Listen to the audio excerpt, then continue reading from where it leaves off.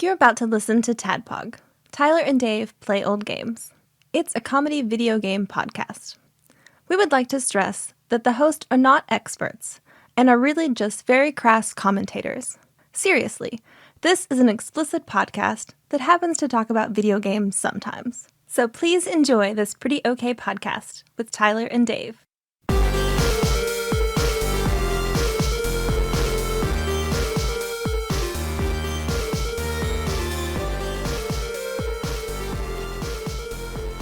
Hello, Internet, and welcome. Welcome, Bert. God, man, it's good to see you. I hope you've had a good week. It's been weird here, but yeah, welcome to the TADPOG Podcast. It's where 2 to 3 old guys play old games. This week, well, I shouldn't say that. This week, as every week, I'm your bearded host, Tyler. And of course, we started talking about doing Joe and Mac. How did we get on that? I don't know. Yeah, I was trying to today. I was like, when I was prepping for the show, I was like, how did we decide that we were going to do Joe and Mac? Well, we talked about the 3 games we did last time: the Jelly Boy, then Claymates, then Bamboozle, whatever. Right. Then we were like, well, what else is on the Super NES online? And it was there. That doesn't suck. And then did we you said, mention Joe and Mac? You asked if Joe and Mac, somebody asked if Joe and Mac was on there. I said it was. And we're like, well, then let's do that. All right. Because you've been meaning to do it anyway. That's true. I think that what we should do is Because we did the second one 500 episodes ago. a very long time, maybe more than 500 You're probably episodes right. ago. Like 600 episodes ago. Maybe we should do all of the. Maybe like we should. We'll go back to the randomizer, of course. We have to. Everybody loves the randomizer, us included. But maybe we should do the stuff that's on the Switch. Maybe that should be like the list, because it's probably not too many games on there that we haven't already covered. I mean, and it's considerably more accessible, I Right. would imagine, to someone who doesn't have like an emulation Right. type setup, or People are and going to be wants looking to play at these games. Right. There's no reason anybody has to go and look back at any of the ESPN racing games. But if it was on the Switch, people might actually give a shit. Right. Yeah. And I never would have played these games if it wasn't for being on the show, Right. saying that. Well, and that's I'm what it also- is. So here, I'm playing them now. Maybe I'll find something I like. Yeah, you haven't yet. But I was also thinking. I mean, since you're coming on more regularly, it would be a good idea because you have a Switch and you can play these games. Yeah, I can do it, and I mean, I can emulate too. But this is easier for me. That's to more just accessible. Do whenever. Yeah. Sure. I mean, that's way more accessible than Easily. like emulating. Yeah. So yeah, I'm down with that. I mean, Do you feel, Tyler? You feel okay with that? That's great. All right. Wonderful. Okay. Cool. I guess. Well, we already know what we're going to do next episode. It won't be a Super Nintendo game, so Right. we'll figure out a system, I guess, in which we can decide what game we talk about, what Super Nintendo game we talk about next. Hi, I'm Dave, by the way. Yeah. Hi, Dave. And of course, joining us as often as he can, and we love it, Ian. Hello. Ian's back. Hey, man. good to be back. Glad you're back. I am too. I was on Discord today, and lots of people were telling me that they were enjoying me being on the show. So that was really nice. I've to been hear. trying to tell you that. I believe you, but it's nice to see. I believe you, but I don't believe you. Trust but verify, Dave. I get it. I do. I understand that. No, but it was nice. Manager speak. I recognize it. Had a couple people message me on Messenger and about some stuff, and then I was like, and then they mentioned, hey, we liked hearing you on a show. And I'm like, you know what? I got to get on Discord again. Yeah. Because I just forgot to install it when I got a different computer from work, and got back on there today. It was nice being in there again. It's cool. I like it a lot. There's a lot of rooms. Yeah. Yeah. There's less than there used to be. Believe that. Yeah, no, I do. But yeah, it was good going in there and hearing from everybody, and feels like I'm interacting. I'm interacting with people now in that, as opposed to just talking into this mic and hoping for the best. So It's all good. pretty good. Yeah, it's all good. Fun. Tyler, it's been weird. Yeah, this week's sucked so far. Work. It's Thursday, and yeah. It's almost over, right? I mean, sort of. We'll see. Weekend not looking good. Oh, yeah. I mean, everybody I work with, they're all like, oh, you got COVID. Bye. Like, Wonderful. Did you get not that vaccination? No. So we have COVID. And if we have to get the vaccination, we're going to quit. Love it. Makes sense.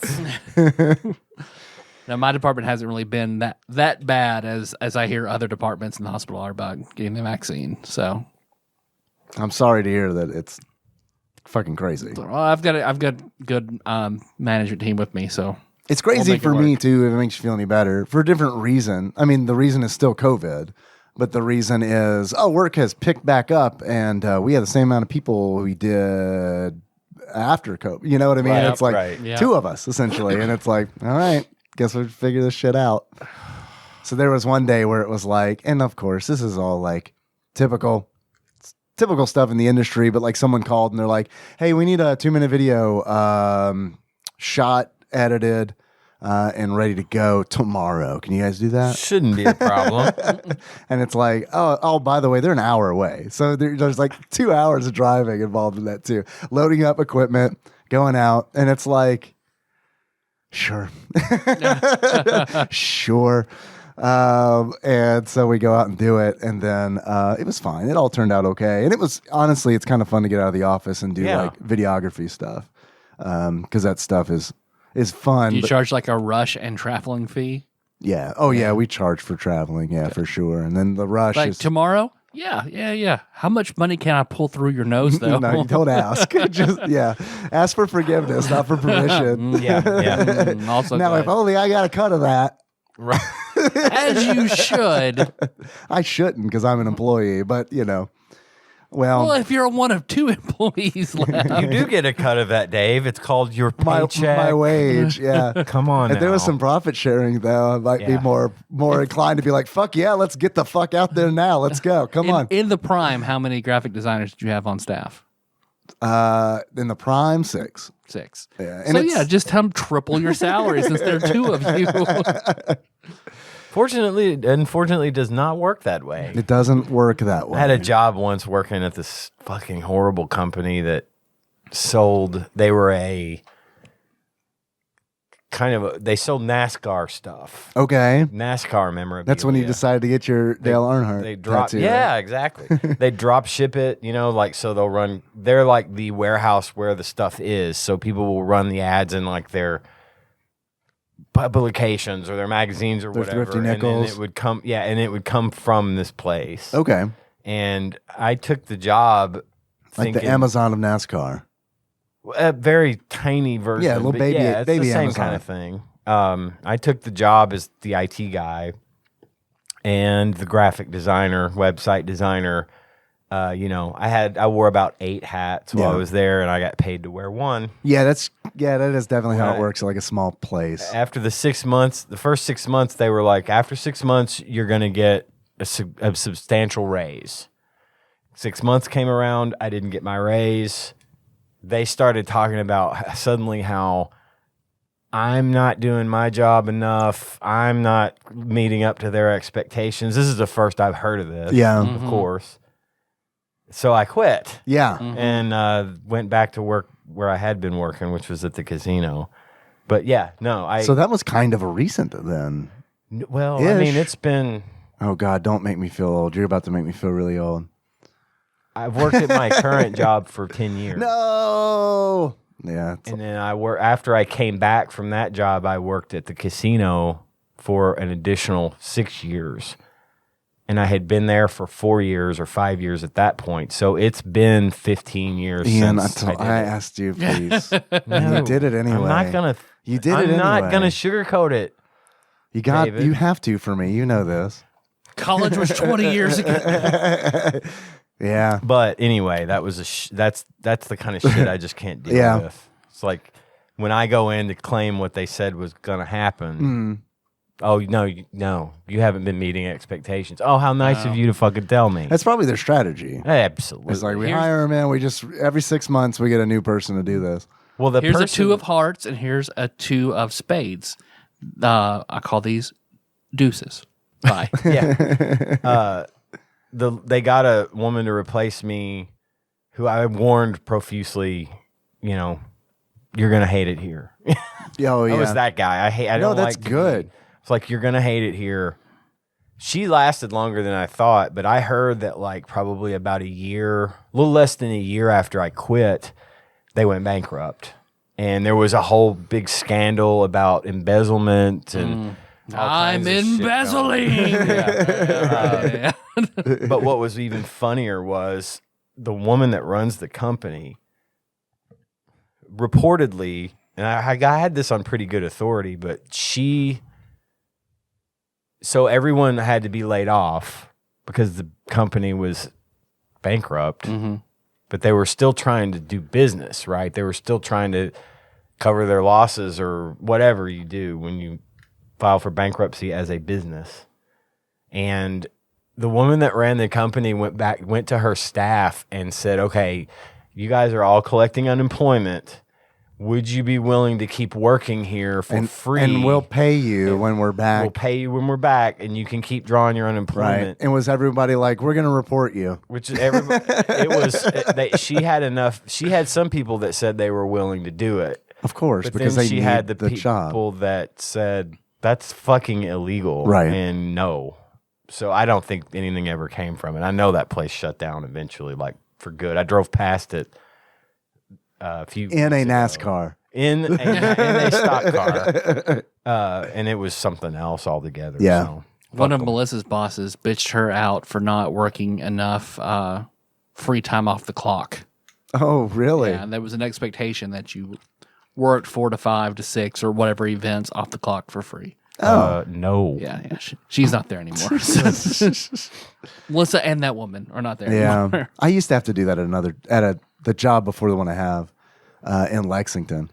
And, but see, I was salaried. So it was just like, You were expected to Yeah, do I whatever mean, it they was asked you to pretty do. much. That's why I will not take a salary from my current job because they'll have a lot more. yeah, you'll do more. They'll have me do a lot Yeah. more. They got to get their money's worth out of you. Right now, I make okay money, and I only have to work the hours that I work. Right. And I don't get overtime. Oh, no? I'm not on call. You know, I'm not. It was one of the things I made a deal with them when I came back to that company. Yeah. Was I don't want to be on call because I just hate being on Yeah, call. it sucks. They gave me that, and that stuck even after the guy that hired me back in left the company. I thought, oh fuck, Right, yeah. You know, I'm gonna have to start being on call again. But apparently they. I'm sorry to interrupt. I got an important message from one Zeus Laser. Yes. Do not eat the cookies. Okay. They are definitely expired. I thought they got lost in the mail. I said it months ago. There's dairy in there. 2 weeks max. I was actually I opened the fridge earlier to put the beers in there. I saw those. I was like, so we're going to eat should them. eat them. So We're going to eat them and see what happens. We're gonna eat them to get the COVID vaccine and just see what happens. Yeah. Man. You guys been playing anything else? What you been playing from last week? I've been playing some things. Yeah. I played the more Back for Blood. They did the open beta. I played with my sister and my brother-in-law, and we got through the full like Act 1, and I can't wait for that game to fully release. And I really want to see what the season pass looks like, and I hope it's not all PvP stuff and that it's actually like more co-op stuff. And then I played Dodgeball Academia, which is a really fucking good game. It's on Game Pass. I looked up, I was like, how much is this regular? And it's $25, and that's honestly a little steep. But for Game Pass, it's like, yeah, this is great because it's like Super Dodgeball for the NES, which is part of the Kunio-kun universe. Have either of you played Super Dodgeball? Mm-mm. It's on Switch. It's on the NES service on Switch. Check it out. It might not be your thing, but it's like essentially competitive dodgeball. And with like River City Ransom-ish characters. Right? Absolutely. They take the sprites. I mean, like the Kunio sprites in there and Ricky's in there and like all that. And then like it's all done in that style in Super Dodgeball for the NES. And I know it's weird because it's has Super in the title, but it's an NES game. So what Dodgeball Academia is it like takes that idea, the same kind of mechanics essentially. It's dodgeball, and like there's a You catch the ball when it gets close to you, if it's thrown at you, and there's timing involved in that. And some characters have like counters and stuff where there's timing involved in that too. But it's kind of like they took Super Dodgeball for the NES and mixed it with River City Ransom and with Pokemon, because like as you go through the game, it's an RPG. It's a light RPG, but as you go through the game, it all takes place on a dodgeball campus. It's all very like anime styled, and it's like, so because of that, it's like, this is the dodgeball school, and it's like the dodgeball school has all these different things, and it's so they really lean into that. And so like you'll be going around the school like on quests, and like random students will come up to you and challenge you to dodgeball, and you then play dodgeball. They'll be different levels. You level up as you successfully win with battles. You build your team. Like the whole thing is like building up to this tournament, and it's like it's like a 3-person team that you have to put together, and there's a whole bunch of different characters that have different strengths and moves. A lot like Pokemon. Yeah, I mean it really is like, to me it's like they really took 3 games, Super Dodgeball, River City Ransom, and Pokemon, and we're like, okay, let's combine these 3 games and make a new game. And it just came out like this month, I think, like a couple weeks ago. Every character has their own special move, essentially. So it's like as you're playing, like the more successful catches you do and counters that you do, you fill up a meter. Once that meter is full, you can perform a special. So it's kind of got like a fighting game mechanic in there too, with meter management and stuff like that. Yeah. It is really neat. And it's like, so the story hook, or essentially is the main character doesn't have a special. And like the whole thing is like the teachers are like, well, sometimes it doesn't come out unless you're under a lot of stress or something like that. So the Deadpool of dodgeball. Yeah, right. Yeah. So I mean, I don't know. It's cool. It's not $25 cool. Like it is on the Switch, because I was like, how much is this on the Switch? And is it on the Switch? It is. It's $25. Unless you really like Super Dodgeball, I don't think it's worth it. It might be worth it to me because I really like, man, I have memories of playing that with like in high school, even like when the PlayStation was out. And it's like a friend and I would just hook up his NES and play Super Dodgeball instead. Because I have like a real affection for that game. Like it really, like Dodgeball Academia is like sweet spot. Plus like the River City Ransom stuff, and like, because you eat food. It takes a lot of boxes for you. Yeah, a lot of boxes. I'm not out of the 3 games, like Pokemon's probably the one I have the least experience with, but I've always like wanted to get into Pokemon. So, and I've tried multiple times. So this is kind of like a side loading Pokemon. So I don't know. It's very cool. I recommend it. I played a little Quake today. Quake, yeah, I saw you posted Quake was on the Switch. I bought it. It was $10. It's original Quake. It's original. How Quake. does it play with the controls? I mean, it's hard because yeah, I bet. Like usually I play inverted. Oh fuck! Can you invert them on the? You can invert, but for some reason, my body's not cooperating with me, and I'm trying. If I invert like I know, like if I had a keyboard and mouse, inverting is no problem. But if I'm using a controller, for some reason, when I go to aim, I'm doing the wrong thing. I'm going up when I mean to go down. And switch it, baby. And I have trouble both ways. It's like when I'm moving around, I can do one thing just fine this way, but when I get into a battle, that same exact controller just doesn't work for me. I'm instinctually pulling down to go up, and it's just, I don't know. Sticks, man. How do they work? I don't know. I mean, I can't. But it's smooth, it's fast, it's Quake. It's just Quake. Quake's good, man. I loved Quake when it came out. I would like to see Quake 2. Quake 2 would be harder to play on a Switch. It would. I saw a thing you can put a keyboard and mouse on a Switch. No way. They have a special adapter that you can use. So how much is it, and when's it coming in? $60. I can't afford to buy it right now. $250 and might be worth it for games like that, because if I could do that, I'd play Overwatch. Dude, again. when Overwatch like came out and my PC like would not, I mean it would run it, but like not good. Yeah. And to the point where it was like, this is a problem. I'm not going to be able to like play this game and like be good at it because screen tearing, and it's like a lot of times I don't know what's going on because the frame rate's going fucking crazy. Yeah. So I was like, I had a PlayStation 4 and it's like, fuck it, man. Maybe I'll just get one of those adapters for the mouse and keyboard. And then I looked at the price and they were like $200. And it was like, Overwatch doesn't matter that much to me. The one I saw for Switch, for some reason, it has like this little thing, and you've got 4 ports in it. One's for mouse, one's for keyboard, and one is for the Pro controller. Interesting. And you have to plug in the Pro controller while you're playing. So it's tricking the Switch into thinking that it's a Pro controller? From a Pro controller. Interesting. So, and I saw the little demo of it. The guy was playing like Lego Harry Potter or something, but it was working. I mean, he was just walking around. Interesting. So I don't know, man. I mean, that might be a thing. I think the thing I saw, it came with like one of those little movement keyboards and a mouse and the adapter. Like the little half keyboard things that people's... And not the mouse combined, right? They're separate. No, they're separate devices, but it's not a full keyboard. Gotcha. It's like this. Yeah, it makes sense if it's keys. mapping keys to the controller. Which is really all you would need. Right. You know, it's just whatever you would normally have on your left hand. Yeah. So yeah, I thought maybe I'll look into that. That's pretty neat. But do a little video on that. Maybe.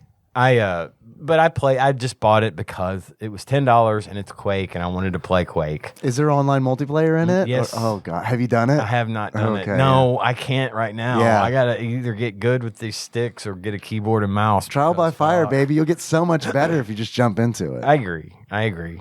I'm just...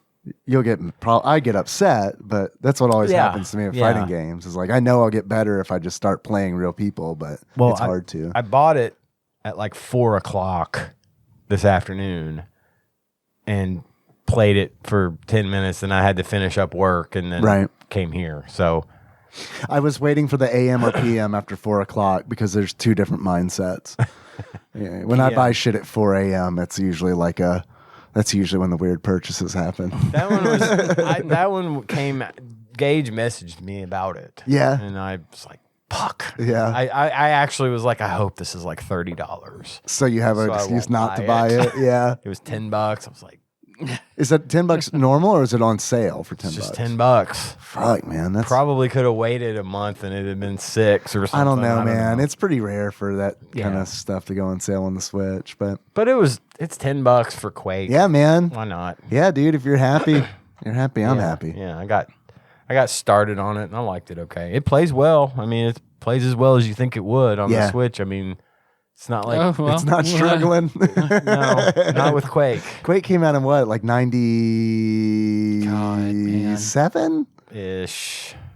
That's a guess. I don't know, but I'm trying to think how old I was when I was playing. What computer I was playing it on. But I think I played Quake at the Dollar House with Diablo and Duke Nukem. Yeah, I remember having a computer that could barely play Quake very well. You know, at high res. That shit ran great on my Packard Bell, Ian.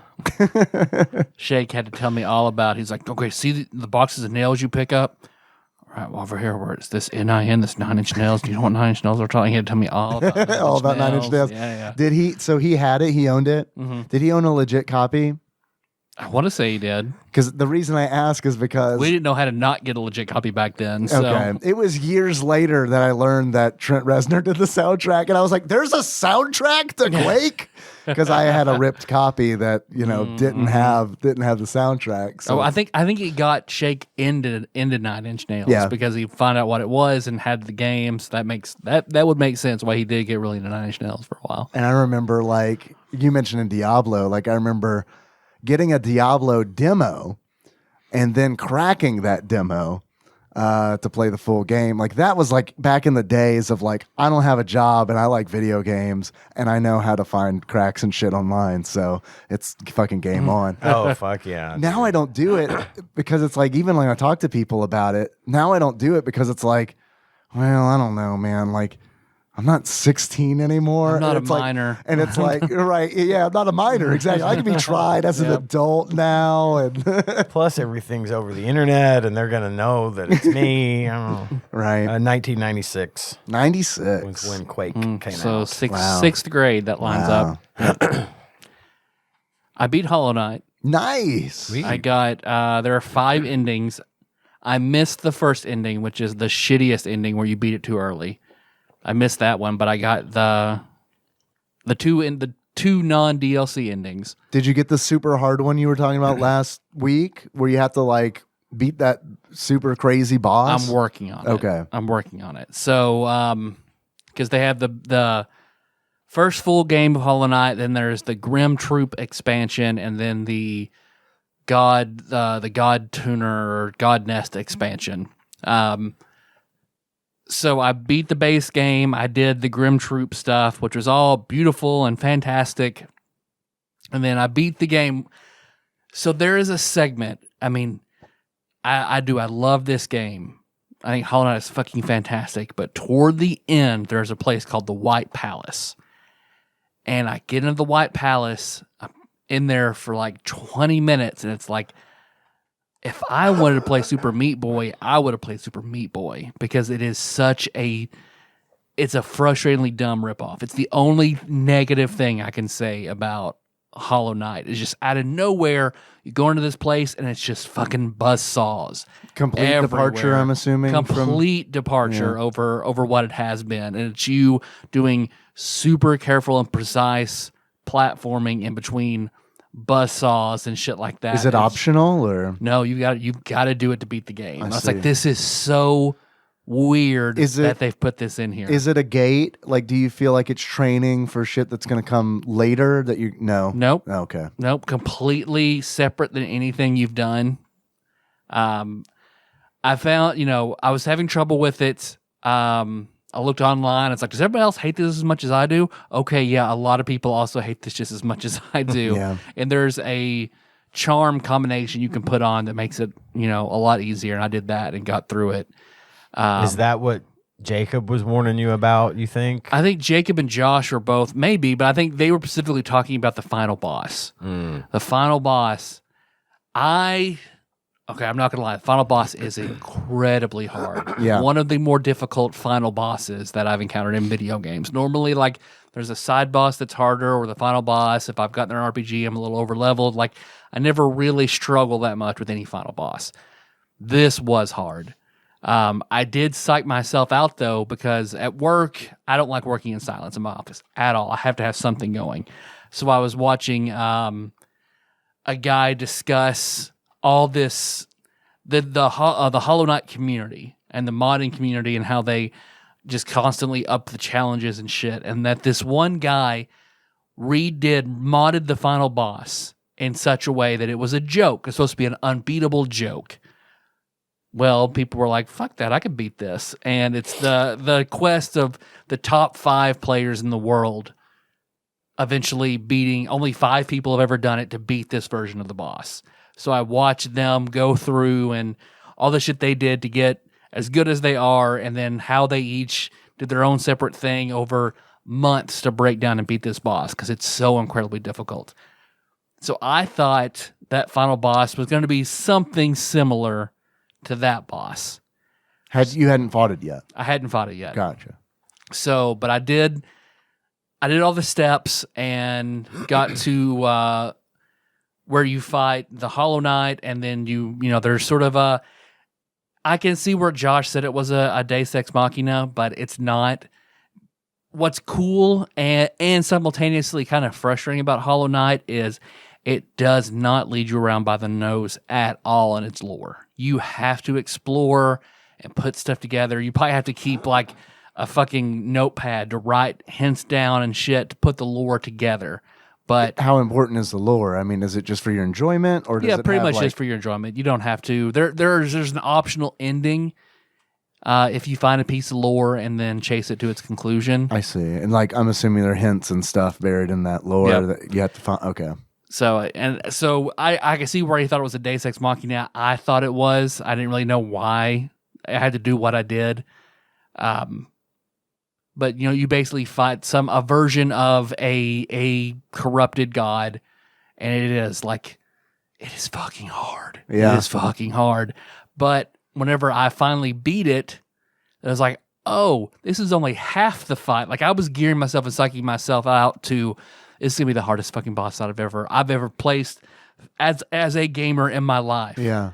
And then it was only half of what I thought it was going to be. So then I was like, fuck. Okay. All right. Now it's done. Okay, cool. I beat it. All right. Well, I thought I had 2 more, because they're like 2 or 3 phases in the modded version.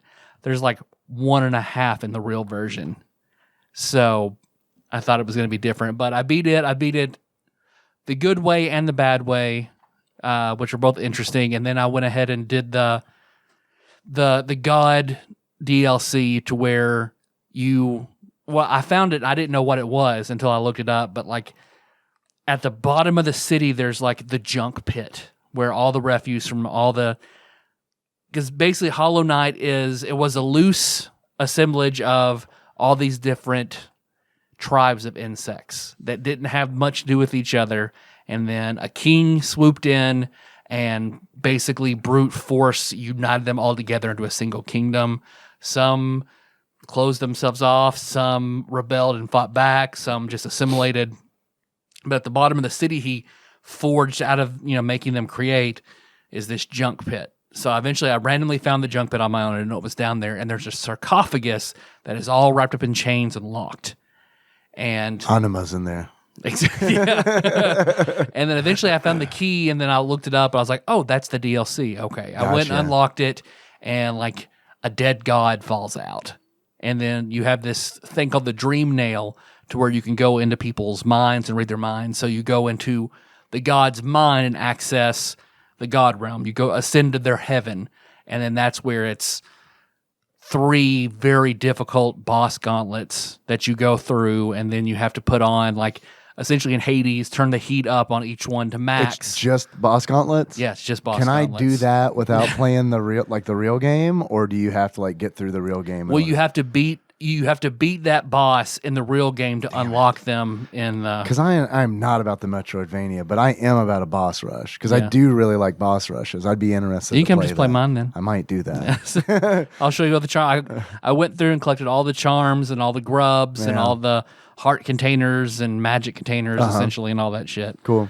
I've beaten 2 of the 3 boss gauntlets, because it was like, I'm not normally a boss. I do love a good boss fight, but a boss gauntlet I don't normally like so much. But these I did, and it's fun and has new bosses, like characters you just meet in the game that aren't bosses. Are now secret bosses in this that are really fun, because the bosses are fun in this game. And I said I like boss gauntlets. That's not true. I like boss rush games. Like like there's a difference there, because like ActRaiser and.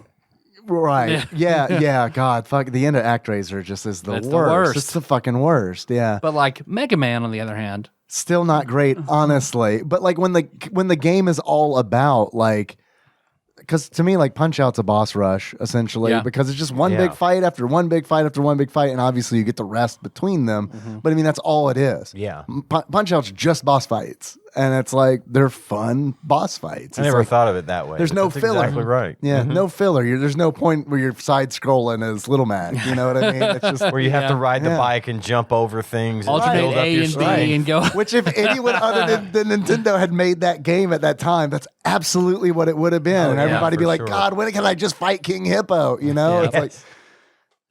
So because you have to beat all 3 of these pantheons of the gods, and then you also turn on the heat to max on everyone, and once you beat all of them with max heat, then you can unlock the even more difficult version of the final boss that you fought in the normal game. Do you think that's where Hades got it?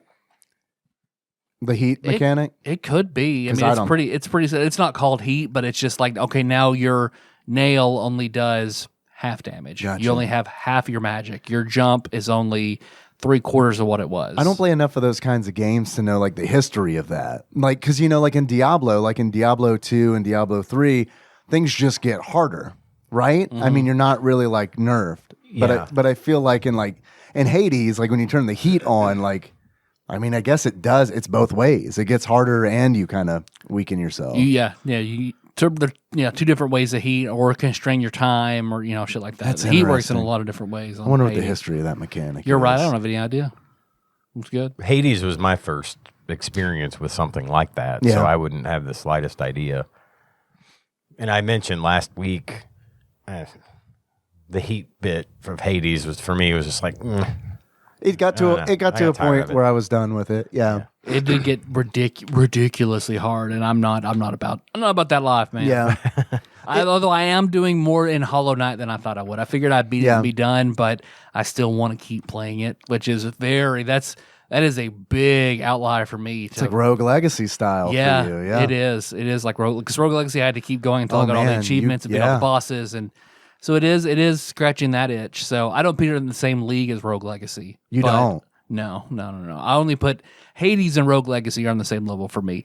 Hollow Knight's maybe just a few tiers lower. I do enjoy it because, I mean, Hollow Knight frustrates me in that the bosses are fun and challenging, but like the save points and shit are so far away. If you lose, there's so much shit you have to go through just to try get again. back. When I That's just want to fight frustrating. the boss. Like Final Fantasy IV hard version. That's what I hear is like like one of the big things that like in Final Fantasy IV, like the Japanese version is like in the last dungeon, it's like there's a save point and then there's an hour of content and then the final boss. And it's like if you die, you're doing all that shit over again. I don't know. I've never played the Japanese version. That's I'd what like I'd be to like, walk sometime, out, but- beat one boss, warp back to the same point, and then walk back into the second one, warp back to the same point. Yeah. But that's the only negative thing I have to say about it. So I'm working on it now. I'd like to beat the harder version of the final boss and unlock those two endings Yeah. Cool. that you can get there. But I did go ahead and I was like, I don't feel like I really get the lore of this game. So I watched a YouTube video where a guy it's like a 2-hour-long video, and he breaks everything down to what everyone, because the lore, it's also kind of obtuse. You really have to dig into it. So sources of that's why it's some of the things you say are just like, I don't think I'd like this at all. That's why it's way better to to play it because it's fun, Yeah. and then watch this video. For Yeah, the lore, right, And then yeah. don't try to figure it out just yourself. listen to it in the background as I play the Yep. game. Yeah. Yep. Because I watched that video while I was working. It's just like, man, there's a lot of shit I missed, and this is really fucking good lore. There's so much shit behind Hollow Knight. They're like, damn, this Why is are they like- hiding it? Yeah, why are you hiding it so much? Because it's really, really good. And I would have never, once he explains, it's like, oh, that does make sense. It's shit I wouldn't have put together at all. Because, like, I mean, some stuff I did get, like, there are 3, like, they had to seal up the Hollow Knight. He's hollow because he contains this insanity. Because his brother sealed his soul inside his armor. Pretty much. So he's trying to hold back this insanity that ruined the civilization, and he sealed away with these 3 individuals that gave their lives to be these living seals. So you have to go kill those people to unseal him and kill him. Interesting. So there's one that I was able, I put it together with the spiders. The spiders in the game are fucking. It is creepy, and it is scary, and it is super tense when you go into the spiders part of the village.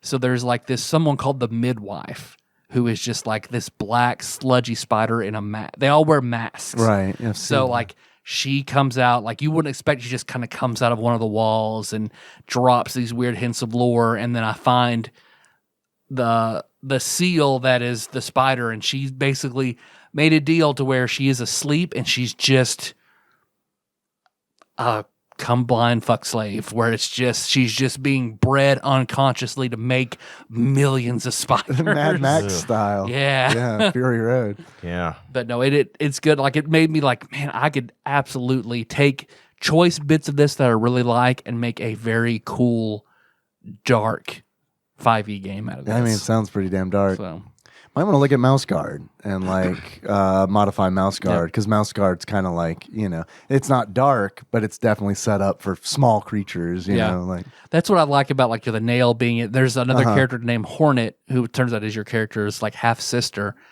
that her weapon is a needle and thread.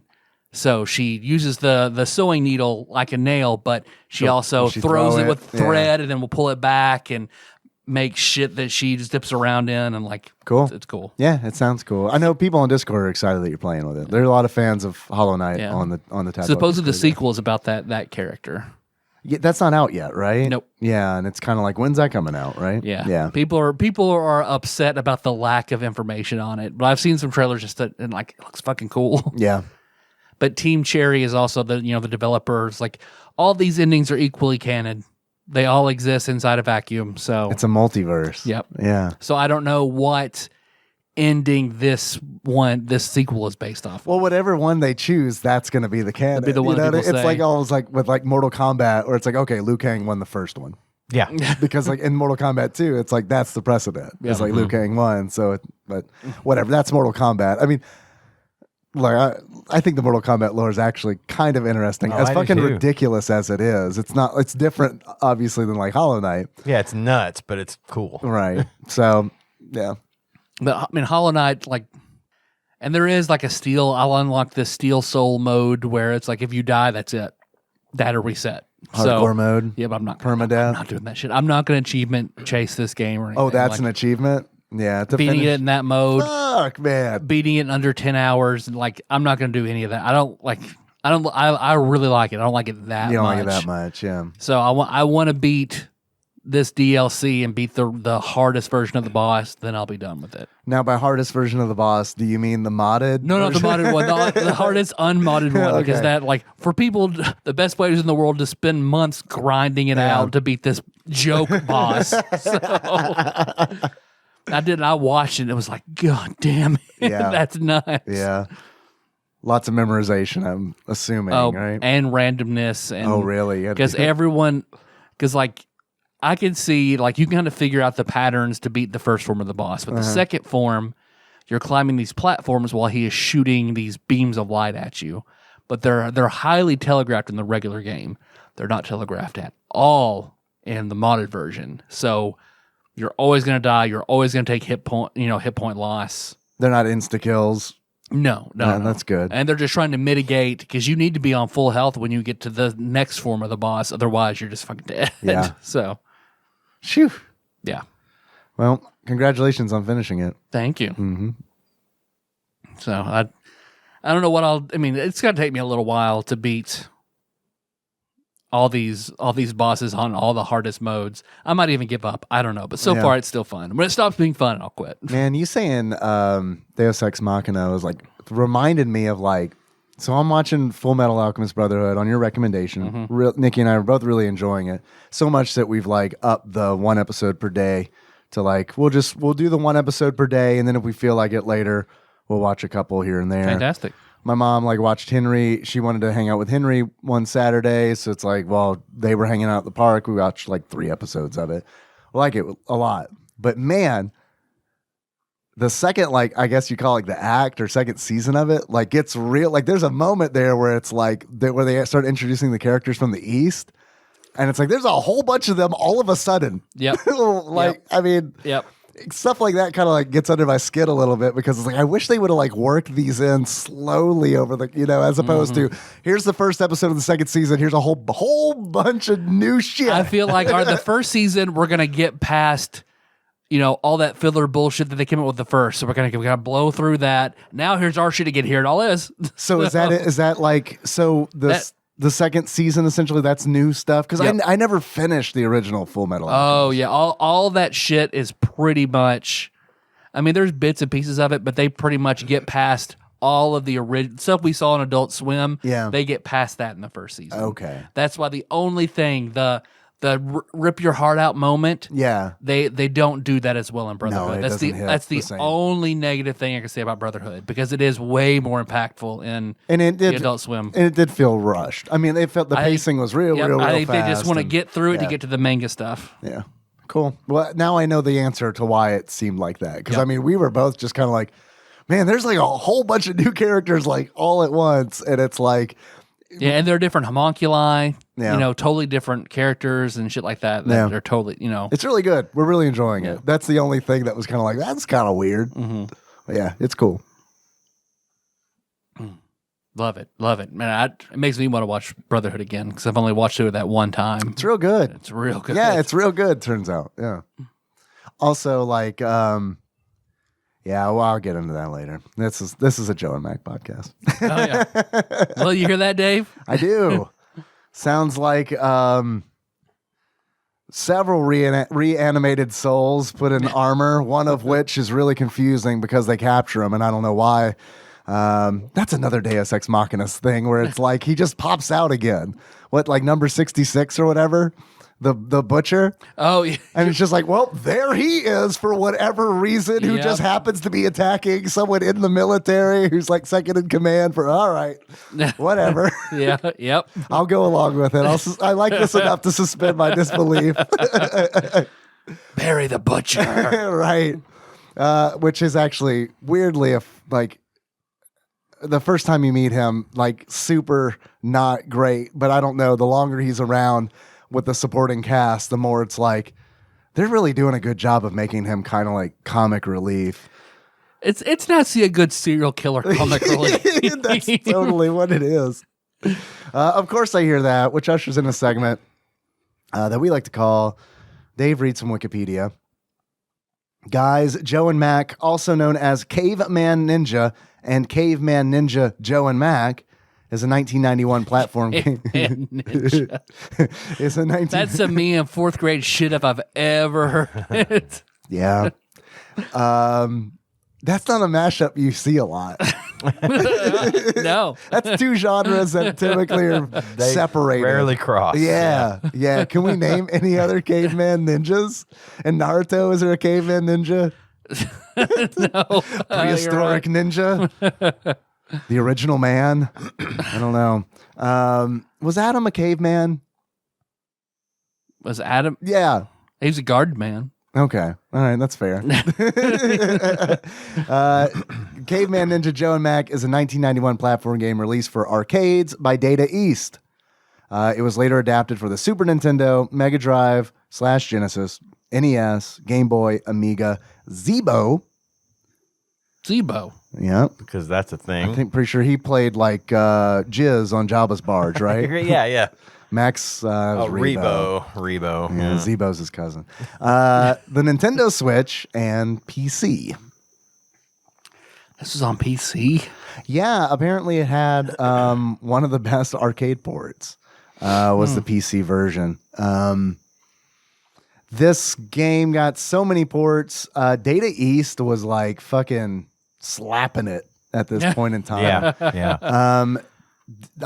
Because of this, I was like, man, This bad boy can fit so many ports. Yeah. so many fucking caveman ninjas. Slaps hood. But like, because they did, of course, Burger Time and Bad Dudes, RoboCop, Karate Champ. Like they were really on a roll, like super successful in the arcade division. And then they were like, in 1985, they were like, you know what? We need to make more money.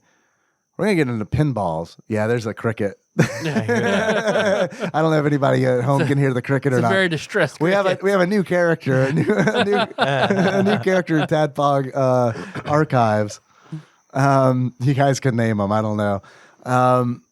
So they bought the pinball division of Stern Electronics. You guys have heard of Stern? Yeah. Mm-hmm. And they like just started going all in on pinball. They were like, all right, pinball. And they started getting these 3 more times Chris Edler comes. Yeah. Pinball. He is the pinball Beetlejuice. We all know that. But there's like, so they go all in on pinball and they start like, fuck it, man. Let's get the license to like Jurassic Park. Let's get the license to all these properties, all these super expensive properties. And they do that and they do really cool stuff. Like they're like, fuck, man. Why can't we like put stereo systems in the pinball machines? And they're like, all right, let's fucking do that. How about hell yeah? And they're like, I don't know, man. How about we invent the dot matrix display that pinball machines like still No fucking use? shit. Yeah. And that's so, cool. So they innovated that. I didn't know that. And then the pinball market fell the fuck apart. yeah. And they were like, how do we pay for all this? And the answer is they didn't. And they sold all that shit back to Stern. And now they're bankrupt. So that's what happened to Data East. Okay. Thanks a lot, pinball. Karnov. I forgot to mention Karnov. Karnov. Yeah, another Yeah, Data East yeah. classic. So there we go. Interstates, man. Yeah, think about it. Because I mentioned that I had a long history with this game because it was the first Super Nintendo game I ever rented. And I rented it a lot. On the Super Nintendo? On the Super Nintendo. Okay. Yeah. Because it was, and I was telling Melissa about this. She was also perplexed about, I got my Super Nintendo living in this house where I am right now. So all the proximity works exactly the same. Because I mentioned before that like there is a food giant that used to be a Piggly Wiggly a few minutes away. My parents had no problem renting me a game there. Yeah. But they only had Super Mario World and Addams Family. Right. All they had. So I rented Addams Family a fucking lot. Yeah, of course. Yeah, because you probably owned Super Mario World. I did. Right? I did. So further in, and then they bought you Addams Family. Like, hey, you rent this all the time. You must love it. Yay! This game that I've rented a dozen times and have still never beat more than one level because it's fucking incredibly hard. Yeah. That's one of the first, when I got a Game Genie, like one of the first games I got and beat was Addams Family on that Game Genie. It terrorized me so much. I just want to see more I levels. want to see what happens when I get Grandma. I've never gotten Grandma. And then, because over by where you live, there was the movie hut over on South Side. Yeah. That they had everything. But my mom and dad were like, that, like it's a flight to fucking Europe to go over that movie hut. Let's call them right now, nuts. and I'll explain that I drive that distance once a week, and I don't understand what the fuck their problem is. Oh yeah, because they would like it was the worst. Like it had to be a special occasion for them to drive out there because they hated that like. The next day, they'd have to drive out again. Yeah. You know, to return the game. To return cartridge, it. yeah. And let's actually not call them because I can totally see Henry asking. I'd be like, dude, we're not driving 15 minutes for whatever bullshit you want. Like when we're out there already, sure, yeah, we'll stop by. But we're making a 30-minute fucking round trip for some bullshit Roblox shit. Because, and then even when the Super Nintendo first came out, they only had... They had Super Mario World, Pilot Wings, Fuck yeah, Joe and Mac, and maybe like a sports game. So of course it was like, all right, Joe and Mac, all right, and I loved Joe and Mac. Yeah, loved it. I never beat it as a kid. Yeah, I remember each time I beat it, I got a little bit further. I remember sitting in my living room playing it, just sweating and being so excited, like fuck, I beat that fucking mammoth. Finally, and then of course I was out of lives, dead the very next time. Put a pin in that. I got a couple of things to say about that mammoth, Senior Mammoth. Dude, I remember playing this game, the arcade. I never played the Super Nintendo version, but I remember playing the arcade version with cousin David Galino of executive producer fame in a Kmart vestibule. Like I can't remember if he was visiting me or if I was visiting him, but anytime we would get together, it was a video game binge. And I have so many fucking like fond memories of like being over at his house and like binging on all the shit I couldn't binge on at home. Fucking he had Marble Madness, and we'd fucking do Marble Madness, and we'd do fucking Snake Rattle and Roll. We'd go Rampage, we'd rent a game. I mean, it was just like fucking on, man. Oh, yeah. It's like sleepover fucking crank to 11, where it's like, because we're family, and it's like we can both like tag team his mom, you know, and be like, well, my mom lets us do this at home, and like just lie and everything. just whatever. All bets were off. We rented Double Dragon 2. That's the night that he peed the bed. I remember that. Yeah. So like all of these like things are just kind of like baked in, you know, and because of that, I've got like super fond memories of Joe and Mac. I totally remember playing Joe and Mac with him and us being just like, holy shit, this is like a cartoon. We're like playing a cartoon. It had a good 2-player mode and the 2-player super game where you could fucking kill each other. I wish. Yeah. That's the one thing I didn't get to try that I would have liked to have tried is a two-player mode on that one, because obviously I just played single player, and I would have liked to have seen the 2-player mode. I think it would have made things easier. Yeah, I would have liked to definitely. have seen it on the Super Nintendo, because I played single player on Super Nintendo, and there are moments where it's like the frame rate kind of like it's struggling a little bit, and it's like if you add another person to that mix, You get one more pterodactyl in that room. right? Yeah, what's gonna happen? I don't think I would have had that. I never had that problem, but I played on Switch. On the Switch, so yeah. it was handling it fine. Yeah, but I was playing on a Super Nintendo, so it wasn't horrible, but there were definitely moments where it's like there's too much shit on the screen. well, yeah, there were times when you had some upwards of 5 to 7 enemies plus like Plus your own projectiles. which I'm yours spamming. and- Yep. spamming the boomerang, spamming the fucking wheel. bones that you throw. I don't know what those are supposed to be. They're just bones. The fucking wheel is my weapon. Wheel is the wheel is wheel. bae. I got it early and never got off of it. Yep. Yeah. Because that motherfucker There's no point. rolls through everything. It goes down the cliff and across and up the cliff and climbs the stairs and kills shit. And you can like Yeah. Alone or in follow it. pairs. Yeah. Rolls yeah. over the neighbor's dog. It's powerful. So like those Yeah. little dinosaurs, those mini dinosaurs that would Like the little mini T-Rex T-Rexes, babies, yeah. You know, you'd have to hit them So many fucking so many times. The bone. But with the wheel, you hit them twice, gone. Yeah. And yeah. The fire's good too. I like the Fire was fire too, powerful. I just especially didn't against like- the plant boss. Dude, you use the fire against the plant boss, and it's just like boom, boom, boom, boom. It's dead. Seymour. Right? Yeah, no shit, Sherlock. I remember like seeing that movie the first time at a neighbor's house. Very like it's like imagine Ned Flanders, but instead of two boys, he had a girl, and I would hang out with her. That's where I don't know. I remember me talking about Mr. Boogedy, and also like the Bible Adventures games, like Yes, that. yes. That was the house where it's like you guys can play whatever Oh, you I want. remember you- But yeah. first you have to do 10 minutes of this Bible game. Yeah. So you can watch the never-ending story, but first 10 minutes of this Bible game. And it was every time we would go over, and it's like it was to the point where like the girl would enforce it, and I'm like, your parents aren't even home, and she's like, they'll know.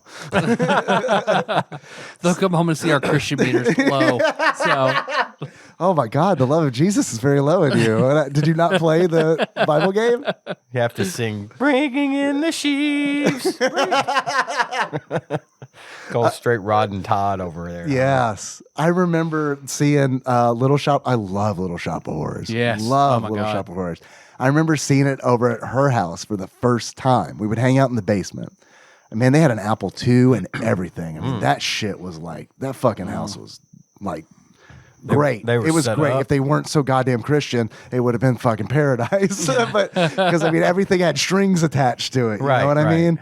And it's like, now you see how it all works. it's like, yes, we do have an Apple II. Would you like to play it? Here, play this Bible game for 10 minutes. Let's go to church. Come on. Yeah, right. And it's like, Would you like to stay over? We're going to church in the morning. right. You can play the Apple II as much as you want during the Yes. night. yeah, no, that's totally a thing. Yeah, absolutely. I remember seeing that. I remember seeing Little Shop of Horrors for the first time over at her house in the basement and fucking loving it. But when at the end, when Audrey 2 says, "No shit, Sherlock," I remember being like, Oh God, they're coming. God. You're like, I thought They're like, gonna it was know. like, They're yeah, gonna know. The parents are gonna like fucking kick the door in, and yeah, I mean, I was 45 minutes of this Bible game to watch that. Right. To watch that out. And we hated that fucking Bible game because, of course, we did. It fucking wasn't fun at all. Yep. Just make a fun Bible game. How about that? You know what I Yeah, mean? yeah. Like, Oh, no, they don't have to because it's like, well, it'll skate on being a Bible game. It doesn't have to be good. People will buy it because it's a Bible game. We don't have to try. Cash cow. Here we go, idiots. I know, right? But I mean, like, meanwhile, you've got me who's like, I hate the Bible. I'm 39 years old. And it's like, fuck the Bible. I've had too much Bible. Oh, shit. So yeah, the wheel was effective against the big plant. It was effective against all the bosses. The bosses are huge in this. They're game. huge. They're enormous. And you want to hit, I mean, if you don't have something pretty powerful, you could be working a boss for A long time. minute. Because it's basically like what we were talking about, what you don't like in between the little bullshit between boss fights, because it's a little bitty shitty level between a big fun boss fight. Yeah. Set on like a grid that you walk. Yeah, but I don't think. I don't think the levels are that shitty, and I honestly don't think that the boss fights are that involved. Like they're not like Mike Tyson's Punch Out level of No, like you boss just fights. hit 'em. They're No, like You just hit them. I had some nostalgia checked for me going back Did to you? playing this game. Yeah. Because I remember it being this slow and blocky and stiff. Because like some of that jumping is really fucking slow. The movement's really slow. well, dude, the fact that you do a super jump by like pressing up and up. jump. Look, we were playing this on a Super Nintendo controller. There are fucking more than 2 buttons. But they're like, no, man, B and A, just jump. Y and X throws your weapon. That's all you get.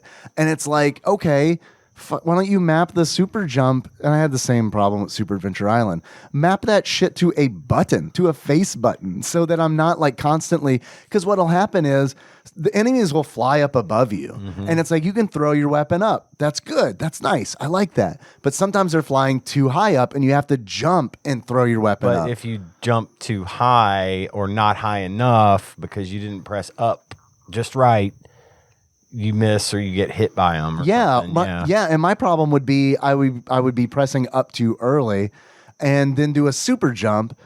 And when you're doing a super jump, you cannot throw your weapon. Nope. So it's like anytime it would happen, it was like, oh great, I'm hit. And you have to just wait for it because it's like you have to wait till like the animation to play out, and then it's like, all right, there it is. It's pretty slow. I do love how enemies and bosses, when you hit them enough for them hit their pain threshold, their eyes bug out and they all have their Yeah. It's cartoonish, and I do like that. I mean, and I do think that the Super Nintendo version like really carried that over. I think what's really, really cool, and I want to know what the reason for this is. For whatever reason, Data East liked the Super Nintendo. I don't know if it's because they felt like the products would sell better on the Super Nintendo or what, but Data East, for all the ports, Data East published all of them. They developed one, and that one was for the Super Nintendo. I didn't know this until I was doing research for this fucking episode. Congo's Caper, a fucking game that I didn't even know existed until we started doing this show, and we started seeing it on like ROM lists and shit like that. That's the true sequel. That is Joe and Mac 2 in Japan. That's so weird. And Joe and Mac 3 in Japan is Joe and Mac 2 Lost in the Tropics. Data East published and developed all three of those. Congo's Caper only came out on the Super Nintendo. Joe and Mac Lost in the Tropics only came out on the Super Nintendo. So I don't know. I want to know what that relationship was, or like why. Did they just have a good relationship with Nintendo, or did they just like developing for it? Did the shit just sell better? They did that shit early. This game does play like it's a game made in 91. Like it is definitely very early, still figuring shit out. Yeah. So I mean, they got it on the ground floor. Let's just hit this running. It's what everybody's talking about. Yeah, and they do cool shit with it, I feel like. I mean, there's like you can press left or right twice to do like this somersault move that not only makes you move faster but hurts enemies. I think that's neat. It's like a little Sonic the Hedgehog thing. You can also, what's kind of weird but also kind of cool is like you can stand on the enemies' heads, like Super Mario Brothers 2 style. Like any enemy. Like you can stand on the pterodactyls, the cavemen, even the jumping cavemen. Like you can use them to get up to higher levels. Yeah, and I didn't utilize that a whole bunch because half the time I was killing them before. Right, and then they won't respawn. You gotta be careful. I mean, you'll get hit so quickly if you don't just immediately try to. Yeah, and if you try to, it's a lot of planning to utilize an enemy to get an objective like a 1-up or a weapon or something, because if you kill them, they don't respawn, which is nice in a way. Yeah. I mean, it's like, okay, at least I don't have to deal with that. If I turn around and go back the other direction, they're not coming again. Sure. Which was okay, but yeah, you got to kind of know what to use the enemies for. And you know, I thought there was some inconsistencies, like the whole pterodactyl thing, where it takes you up to the level to get the keys to unlock the special rooms in the overworld. Right. Which the overworld they added for the Super Nintendo game. That wasn't like in the arcade. Oh, okay. So like the arcade was just straight up like just the levels. Mm-hmm. I thought that was a little obtuse because sometimes the pterodactyl, the one that carries you up there, would come out. Sometimes it wouldn't. And you had mentioned that if it's a red egg, you got to make sure all the enemies are off screen first, maybe. That's what the instruction manual said in like the tips section. I, of course, like a dummy, read the instruction manual after I played the game, so I can't confirm. Speaking of instruction manual. Oh, yeah. What's the story of this game? Also, using like the pterodactyls as platforms, and sometimes they do respawn, and I think it's nice because like the last level, you have to platform on pterodactyls forever. Like it goes on for so long. Okay. Where it's just like, do I live here now? So like, is this? That's part of the level design, though. It is part of the level design. When it's required, they respawn. Okay. When it's just to get like 1-ups and shit like that, they don't respawn. It took me forever to figure out that I could press select to switch between the weapons. I thought. What? I did. What? You can do? I didn't know that. When you pick them up. I didn't know this either. When you pick them up and you're not dead, like when you don't die, your weapons will show up on the little inventory screen on the overworld. There's all 4 weapons. Yeah. You keep those. And so when you go into the next level, change it on the overworld. Switch to whichever weapon you want, boomerang, fire, wheel. I found that out. And that was nice. Yeah. Because certain weapons are better in certain... Yeah, like the boomerang, you can throw out 3... God. You throw out 3 boomerangs, and they do damage going forward and returning. So, like, you could have someone where you missed them, but if you missed, the thing's probably going to hit him on the way back. Yeah. And save you from getting tagged. But, yeah, you can absolutely switch between all 4 of the weapons if you have them in your inventory. And when you get them, you keep them until you die. That's cool. I didn't know that. Yeah. That's really cool. Yeah, I had no idea. I just assumed it was like regular shitty platformer mechanics where it's like, oh, I picked up this wheel. Because the bone is all over the place bone like it's a fucking trap. sucks. It's like the torch in Ghosts and Goblins. Like it's a trap weapon that you don't fucking want. And if you pick it up, it switches to that. Even if you've already got it and you pick it up, it'll switch to that weapon, but then you can hit select to get back to the one you want. But you have to do it on the overworld. You can't do it. No, you do it in game. Oh my! You can do it in the middle of the level. At any time. Oh my fucking god! I wish I had known that. Yeah. Because then I could be switching to because like I would get to the Audrey 2 boss, the big plant. Yep. And it's like I'd show up with like a boomerang and be like, well, I guess I'm just gonna be here forever. Right. Because I don't have the fire. Yeah, you could. God damn it! What I did with Audrey 2 was throw the wheel at her to knock her, and then I'd switch to fire and throw some fire. God. Yeah. I got about. I had to start over because I started on normal. Yeah. I had to go back to easy. Yeah. It's just not my kind of game. It is, but it isn't. I just thought it was a little sloppy, like the jumping, landing on platforms, really narrow platforms. I would miss. It's not a lot. tight. I had to rewind a whole bunch because, like, I would miss a really narrow platform that I thought I was going to land on. Stuff like that. But I don't know where I was going with that. Oh, you were just enlightening us about the changing the weapons. But yeah, I ended up having to start over, and I kept seeing all the weapons on my inventory because I was doing better at this point. Now that it's on easy, I'm understanding the game a little better. After every level, your hearts stay the same.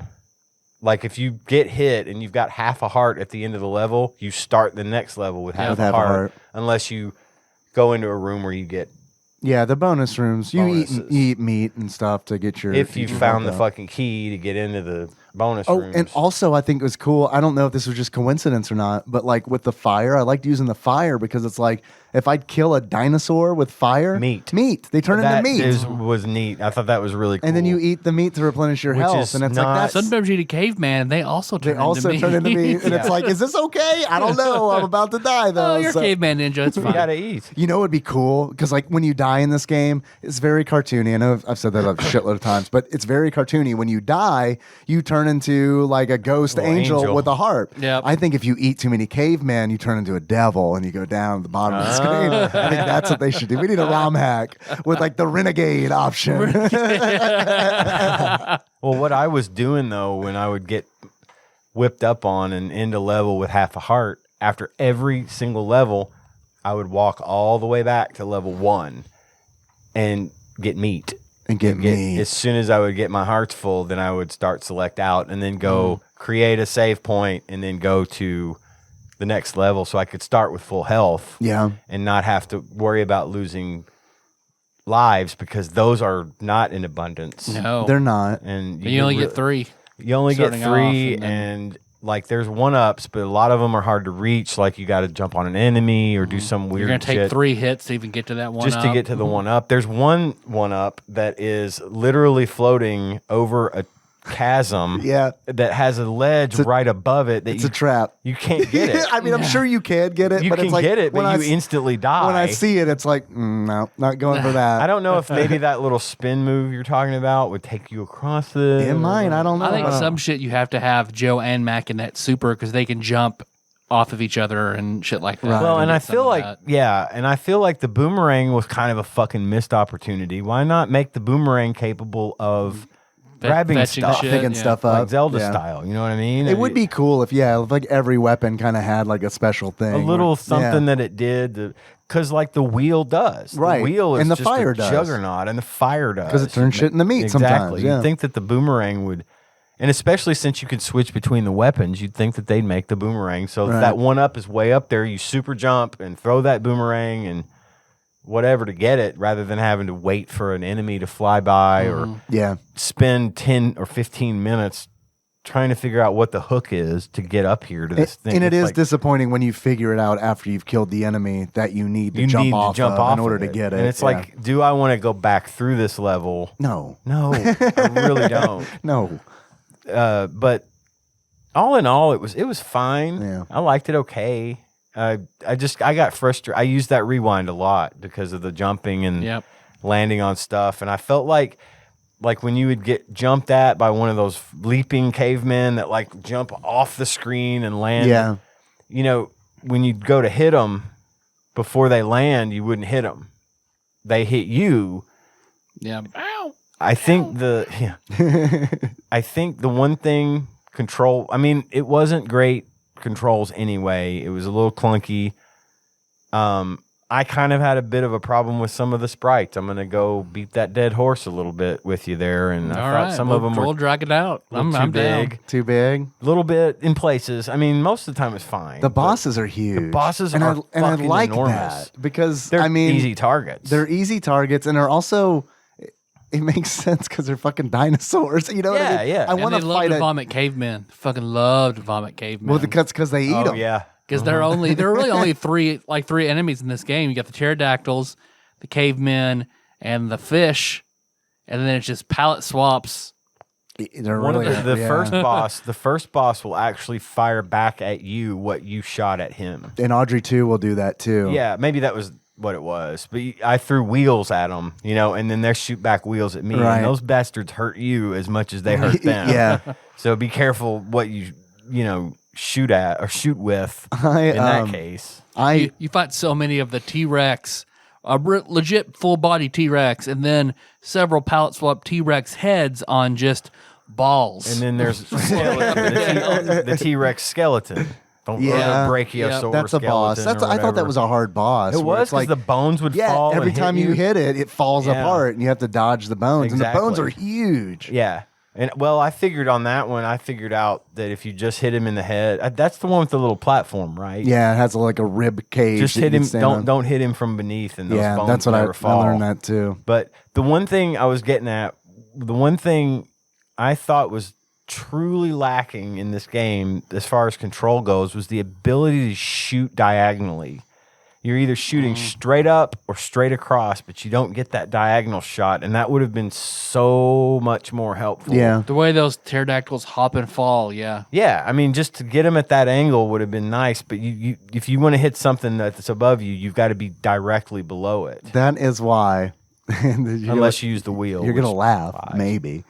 That is why Earthworm Jim was as huge a deal as it was. I remember when that game came out and all the reviewers talking about you can shoot in every direction. Gunstar Heroes too. Yeah. And it's like, because that was like just a thing that, I mean, Tyler, you said earlier, you can tell this game was like a 1991 game. That's just a thing that they didn't fucking do. Like even Contra they is did like. it in Contra, though. No, how do you shoot down in Contra? You hold down. You lay on the ground. Well, that's true. You lay on the ground. You don't shoot straight down. You're still shooting in the same direction, just shoot lower. Diagonally in Contra. You can shoot diagonally. That's but not in for. all directions. But not in all directions. I know certain And I'm not versions of Contra eventually did that. Yeah. But that's all I'm Certainly saying. in hardcore if they they did. were doing diagonal shooting in Contra on the NES, then they could have added it to Joe and fucking Mac, Yep. I'm not trolling by saying this. I thought this game was super fucking easy. Like, I thought this is like the easiest game that I have played on the Super Nintendo in a really, really long time. Maybe it's because I played it in the arcade. Cousin David and I never got past the first fucking boss. I remember it being harder in the arcade, but then again, we were fucking, 10 years old. Well, they also be trying to take them quarters. For sure. Yeah, they ramped it up probably a little in the arcade because they knew you'd keep feeding as much money as his mom would give us. Yeah. But right. But That's their money now. Right. It's not 50 cents or $5. They got it from you. But I thought it was like this game is breezy and short. I mean, it is like. Yeah, I didn't lose a life until I got to the mammoth. And then the fucking mammoth was like I used the fuck wheel this on that fucking thing. mammoth and just destroyed that motherfucker. He would just charge in, like, is he almost dead? Okay, his tusks are gone. Awesome, sweet. All right, well, That now his fucking nose is gone. His fucking trunk falls off. And it is fucking, honestly, one of the most disturbing gross, things that I've experienced in video games in the last year. His eyes are bulged out. Like, it's more disturbing than anything in Hades, and that takes place in hell. Hell. Yeah, that was upsetting. God, it's And horrible. I thought it was a weird sort of divergence from the other bosses, you know? I mean, Yeah. they were just coming it's up with different. another prehistoric animal to Right. fight, Yeah. but Sure. the fact that it wasn't a big, long, T-Rex looking thing or And he's pretty small, pterodactyl. too, compared to, like, the all the other spike bosses. ball dinosaur. The Ankylosaurus. Ankylosaurus. Yeah. That thing was out of place to me. It was very different, and and it then was- the boss is very, very different. Yeah. The But- final boss. Yeah, the final boss, fucking Firebrand. Firebrand. Yeah, slow Firebrand. Now, how far past, like, you go through the first level, which is like the rocky green, Right. and then you go into the lava level. How far does it go after? I haven't gotten past the lava level. I just Man, there's probably like 8 levels or something. Like Okay. it's like this game a is super it's short. like a graveyard, and then you're just inside something. so Maybe a T-Rex. you fight I don't know. You fight a T-Rex at the end. I figured there'd be a scene where like you're walking into its mouth, Right. like the pipe, like Mario going from World 1-1 to 1-2. You go down the pipe and you see where you go while you're in No, it. they Like don't Joe do that. Mac, you do it, and then suddenly you're fucking inside something. Yeah, I mean, yeah, it would have been nice to have an animation, but I do feel like it's probably like, I don't know. It's not like crazy to be like, well, I just killed a T-Rex and now we're inside something. That's probably the fucking T-Rex. I mean, but I don't know. That's where you find out that all the cavemen come from inside that T-Rex, Yeah. I guess. And then that is, I guess, did the T-Rex eat a demon or is it possessed by a demon? I guess it's or, because you walk in, the devil. Because I guess you turn into a ghost with a harp and a halo, and there's also the devil. So there's Christianity in Yeah. That's why I was asking, 64 million BC. was Adam a caveman, Yeah, Tyler? he had Answer to- the question. He Stop had to have dodging it. been. You're right. why couldn't you Adam, Eve, Joe, and Mac. Why couldn't you have played 10 minutes of Joe and Mac instead of this Bible game? Man, This is 'cause heaven and hell stuff. I wasn't good at But hustling you back kill the then. devil. There were no cavemen. We don't believe in that shit. here. God made Adam and Eve, not Joe and Mac. The instruction manual. Please, I want to know the yes. story to this game. Hey, dudes, the babes are missing. Oh shit, our Damn. babes. So many babes, too. Fuck, there are a lot of The babes. girls who are twice the height of Joe and Mac with their faux hawk hair and then Betty Rubble fur suit, fur bikini. Merkin. Merkins. Body merkins. Back in the distant past, way back, like when rock and roll was just rock and fast food. Wait a minute, I read that wrong. Okay. Back in the distant past, way back, like when rock and roll was just rock and fast food was dinner you couldn't catch, lived cave dudes Joe and Mac. Whether it was dinosaur demolition derbies, which there are those cavemen in wooden flying apparatuses. flying, Yeah, helicopter the things. fucking Da Vinci machines. Yeah. Dropping bombs on you. Tyrannosaurus Rex, Wrecks, or pterodactyl hang gliding, peeking the beak. Yeah, I like to peek the beak. every Sounds, now I and was gonna say, sounds like a euphemism if I've ever heard one. Life for the boys was pretty cool. Cool that is until a bogus bunch of Neanderthal nerds crashed their village and Fucking scared off nerds. all their cave babes. Now all the cave babes are out there somewhere, lost and lonely. It's up to Joe and Mac to get them back. And this is clearly like clip art. Yeah, sort of just it's throw. real bad, super bad design. It's real super bad. Put some flowers and mushrooms in there, man. That's how you know it's a cave, man. Put up the rock over there, and then yeah, man, there we go. Is that it? That's it. That's it. Cave babes. And that we haven't mentioned yet that at the end of each level, a cave babe comes out and kisses you. Yep. Yeah. And then leaves. And then, yeah. Just leaves you there to fucking go get the next one. I don't blame him. There's something like interesting, kinda. The Japanese version shows when in the beginning of the game they go through that intro that you just read. There's text on screen. It's very 90s intro. Huh? Yeah, super fucking yeah. You see the Neanderthals go to Neanderthal nerds. Sorry, bless you. Excuse me. You see the Neanderthals go to the hut. The nerds go to the hut, and they enter the hut, and then you hear like a very effeminate cry, and then you can put it together that okay, they're stealing the women or chasing them away or whatever. And the Japanese version, you see the nerds dragging the women out by their hair, but that was not. They didn't let that. They didn't let that. Yeah. America didn't let that one fly. Just like there's a cut Earthbound sprite, the Japanese version, where the zombies are dragging Paula and Ness's bodies through Threed after I remember you showing me that. The woman in the hotel knocks them out. Yeah.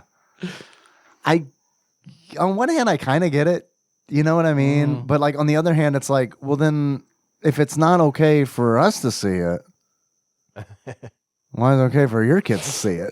You know what I mean? It's why like, is it okay for Bugs Bunny cartoons to do it? You're Because you right. see that shit all what do you the think time. we're babies or something? Come on. I mean, but on the other hand, I totally get it.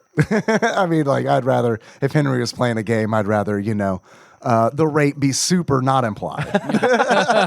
Whether it not be like kind of the cave bear where Daryl Hannah's brutally raped by another caveman in the middle of a field. I knew that was going to come up. Yeah. Every time there's a caveman game that comes up. I still haven't seen that movie. Weird. It's like I don't want to see that. I've only seen that part from Casey and I sitting in our office and him being like, you ever see that scene? Was there a rape scene in that movie? Let's put this YouTube that on a company computer. Here we go. Yep, there it is. Yo, Peter Man. Cave Hannah's getting raped on Channel 9.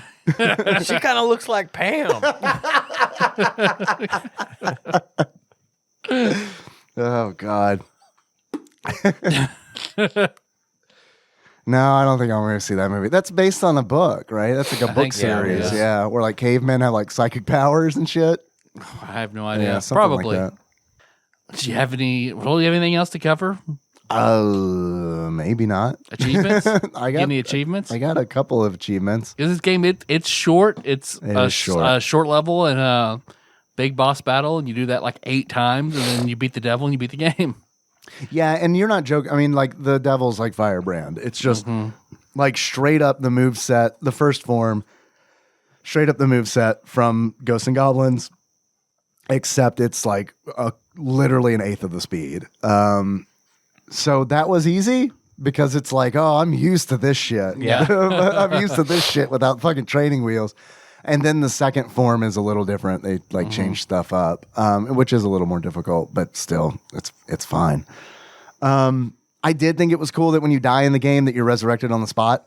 You don't have to go. You can actually restart. You can move. You can move to While where you're you the want to angel. respawn. Yeah. That's cool. I didn't know It's that. not like very far. but, Sure, like 'cause- if you died in a Pit of chasm, lava or whatever, you can move you yourself can move out of your it. angel over to the next column to land there when you come there back when to you come life. back, That's Yeah, cool. because as a kid, several times I would just respawn and fall down that same pit again. Yeah. I like that because, I mean, it's different. I mean, a lot of games would send you back to the beginning of the level and make you start from the very beginning. Yeah, the fact that you just get to keep going is nice. The continues are pretty generous. Sorry. I haven't had enough beer to really blame it on that. I'm just stupid. You've got like 3 continues. And you do that by breaking open a yes egg or a no egg. I'd have liked to have seen a passcode system. It'd be nice. And also I would have liked to have seen the ability to increase your maximum heart capacity. That would be cool too. Just to have a little more hearts. Because the They give you bosses end up with 5. a fuck ton of hit points. Yeah, they do. And I think as you go through it, I'm not going to say it gets a lot harder, but it would be nice to be able to relax a little bit and be able to take that hit and not be like, shit, I'm going into a boss fight with Give half you a a reason fucking to heart. Right. give you a reason to search out the keys for the bonus levels. Exactly. I think it would Yeah. incentivize you a little more, and I think it would For me, it was just a matter of rewind till I've got my hearts back and try again. But for the regular player on the Super NES or whatever, I just think it makes it tougher that it's so hard to maintain your hearts. Because when you get hit pretty hard. Yeah. I mean, and out of 5 hearts, if a caveman takes 1, there's a 5th of your health just gone. And you may or may not get some meat or whatever to bring it back, you know. In the arcade version, your heart's depleted at a steady rate, Super Adventure Island style. I do not like that. That's some Noah's Arcade, Wayne's World bullshit. Yeah, it goes back to Ian talking about it. They just want those quarters. And there is no second level. You can't beat it. The kids don't know that. They just keep popping in quarters. I have a couple achievements that came in from Twitch chat. There actually weren't a whole lot, but all of them were really, really fucking good. So it was hard to make a decision on my favorite 3, but here they are. The bees, not the bees. They're in my eyes. Oh, fuck that fucking bee level. God, that is some horse shit. That was hard. In order to unlock the bees, not the bees. They're in my eyes. You knock a beehive down on your head, and it's impossible not to do that. I mean, it's just like it's a vertical scroll. You got to go climb vertically, and it's like the fucking hives are just like you can't avoid them. They're just spewing them out. It's dogs with bees shooting out of their mouths. Literally, I mean, the bee bit my bottom, Ian. That was rough. Yeah. That was rough. Yeah. When he said rough, a bee came out of your mouth. Green Mile style. Yes. Tried to take it back. That came in from Just a Punk, a.k.a. Chris Murray. Next achievement, T-Rex Ronin Experimental Surgeon. In order to unlock T-Rex Ronin Experimental Surgeon, defeat the level you're in where you're inside the body of the T-Rex.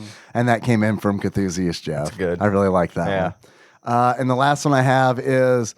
It is the 90 millions BC, and there is time for clacks. In order to unlock it is the 90 millions BC, and there is time for clacks. Read through the 90s bodacious intro text about tubular babes and Neanderthal nerds while wearing radical sunglasses. And that came in from P. Willie Eaton. So thanks, Willie. I like that one a lot. Did you guys have any achievements? I've got one. Papa was a Rolling Stone. All right. And to get Papa was a Rolling Stone, you just throw 2 of those round stones and run behind them. Just destroy everything in your path. Just keep spamming stones. I've got fire bad. Nice. And you kill 30 cavemen with fire. Okay. All right. Yeah. All right. I like it. Guys, have any idea how much this game costs if you were to buy Joe and Mac for the Super Nintendo? How much it might be? I'd wager this one was probably common. Yeah. I'm going to go $12. $12 from Ian. What do you think, Tyler? 7. You guys are right. This game is common, according to Flopsy. The price of Joe and Mac for the Super Nintendo, loose, on average, according to PriceCharting.com at the time of this recording, is $21.32. Wow. A little higher than I would have thought. Yeah, I think it's because people like this one. It's a good, it's a popular game. I think it's the popularity. Yeah. One that's worth playing, not just collecting. Yeah. No, this is one that I own that is like, I'm glad I own this game. Yeah. Like, I don't feel like guilty for owning this one. You know what I mean? It's got extra value because it's a good game. Because it happens to be good. Yeah, right. Yeah, exactly. Do you guys think that Joe and Mac belongs on TADPOG's Top 100? I'd say possibly. Yeah? Yeah, I think it's probably a candidate anyway. Okay. Before I went back and played it, I would have said yes. Uh-huh. But I don't think it's better than Joe and Mac 2. I agree. And beforehand, I did think that it was. I thought I would like it more than Joe and Mac 2. Me too, because we talked about this with Pocky and Rocky 2. I like Pocky and Rocky better than Pocky and Rocky 2 because Pocky and Rocky 2 has like the shopping elements and the inventory management and shit like that. I just want the arcade experience. And so I thought that was going to be the same with Joe and Mac, but it turns out that I actually think Joe and Mac 2 is the better game. It's still a little, it's just Joe and Mac 1 is still, it's a little too underdone. Yeah, but I mean, totally. But I mean, to give it the benefit of, I mean, it came out. It was 91 very early when the release. Super Nintendo came out the For same year. 1991, it's fucking great. Yeah. Yeah, I agree. This came out like, let's see. I wanted to like see the timeline for like when this came out. It came out on the Super Nintendo first. It released. This is fucking wild. This game released on the Super Nintendo the same year it released in the arcade. Which is just Whoa. like I don't know Somebody how common Data that was. East But played it, was like, this one, come on, call the boss. We're doing this one. Cavemen, there are going to be so many cavemen games on the Super Nintendo. We got to fucking do it. Got to Yeah. get in on the ground floor with this caveman. they thing. weren't wrong. Holy shit! So many fucking caveman games. And then in 92, it came out on Amiga and NES. 93, it came out on the Game Boy. I played that version. You can pass on that one. You can skip that one. It's okay. It's essentially the same game, kinda, but it is so slow. It Oh, is. shit. It's bad. Yeah. Bad. Avoid. And then in 94, that came out on the Genesis. And what I've read, I should have played it, but from what I've read, the Genesis version is more accurate to the arcade than the Super Nintendo version is. Which 'Cause tends to be the case. yeah, Genesis Yeah. kind of like leaned heavily on Yeah. that. Like we're the arcade system at home kind of deal because you don't know that Neo Geo exists. Right. So, and then also like I wanted to see where Joe and Mac kind of came out in the history of Data East. And it's pretty late. Burger Time was 82. Karate Champ and Kung Fu Master were 84. Karnov was 87. Bad Dudes is 88. Then you got Joe and Mac in 91. And then they did Joe and Mac Returns in 94, which did not get a home port. So I think it's available for Switch. If you want to buy it on Okay. Switch, I think it's like $8. And then they also did Windjammers in 1994. So I wanted to include Windjammers in there because it just had a recent re-release by .emo and all that. So, Tyler, if you were to give this game a beard, that sums up how you feel about it. What kind of beard would it be? I would give this the beard of, who was it? Who was Kevin? Because it was the three monsters on SNL that the Fire Bad was Phil Hartman, John Lovitz, and Kevin Nealon. John Lovitz was Tonto. Kevin Nealon with Frankenstein. And who was, or I think Phil Hartman Hartman was was Hartman was Frankenstein. Frankenstein. Who was Kevin Nealon? Oh, I cannot remember. Well, his facial hair.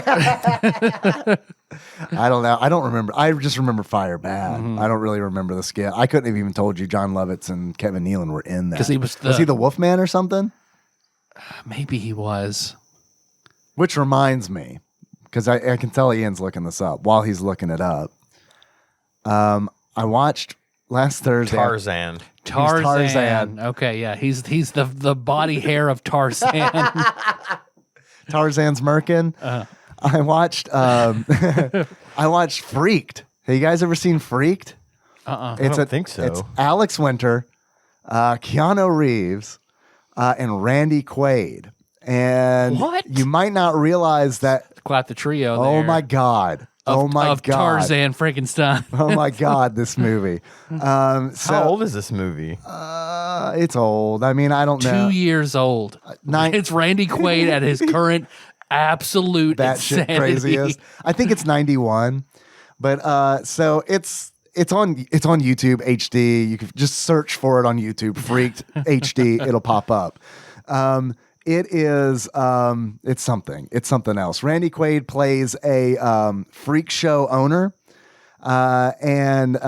So Alex Winter's character, like, he agrees to be a corporate shill, essentially, that sells toxic waste, essentially.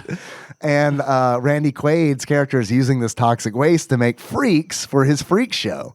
And Alex Winter shows up because some girl convinces him to.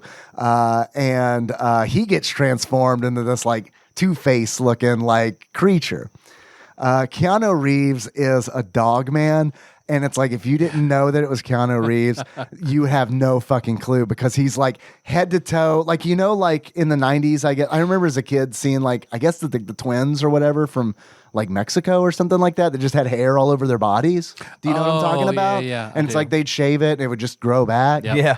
he was done up like one of them essentially, but he was just like leaning into the dog, and it was like you couldn't recognize him by his appearance or his voice because he's like using a different voice. Brooke Shields is in it. Brooke Shields is in it. William Sadler. Yeah, Brooke. The brother from Blossom is Alex Winter's friend. Yes. Yeah. Holy Morgan Fairchild. Speaking of John, yeah, as a Lovitz. cameo. Yeah. Morgan Fairchild. Yeah, that's So the ticket. that's the ticket. It was A more John Lovitz jam. All right. We haven't brought John Lovitz since Little Nicky. So. yeah, that is true. Mr. T is in it as the bearded As lady. the bearded lady. Yeah. So far, Keanu Reeves is not credited. Yeah, he's in it. I believe you. It's just weird. This was 1990. I get it. Trust but verify. I get he's it. so method, he didn't even get a credit for it. He was the freak show 1993 dog. is when this came It was out. 93. Yeah. But yeah, it's on YouTube. Okay. Check it out. I heard about it on Oh, there he is. 30/20/10. Ortiz the dog boy, uncredited. It's listed here, but it says But he's not uncredited. credited, which is funny because Alex Winter is credited. Yeah, I think it's like I think Alex Winter may have co-wrote it or Okay. Keanu's so nice. He was just in it. He's like, I'm not even going to take any credit, man. This is Yeah. your thing. I wanna Trust me, support you're you, not going to my have a brother." career until we do the next Bill and Ted. So you do your thing. I watched Freaked because I was like, well, I want to see Bill and Ted 3 Face the Music, but Nikki's asleep, so I guess I'll watch Freaked that I just heard about. And I popped some popcorn, and I was like, you know what, man? This is a movie that, like, what sucks about it is, like, I feel like the jokes in it were ahead of its time because it wasn't a successful movie. But, like, Right. the jokes in it are pretty, like, they're pretty gonzo. Like, there's some gonzo shit where it's like there's a scene of like them in a plane, and then the next scene is a plane landing and it blows up and it cuts to Alex Winter and his friend and like, oh God, I'm glad we weren't on that plane. So I mean, it's just shit like that, and it's stuff that, like, as if I would have watched this when it came out as a kid, like on fucking HBO at 2 a.m, I would have loved it. Yep. But as an adult, I'm like, well, fuck, man, people have taken this and done it in the time period that it should have been in Yeah.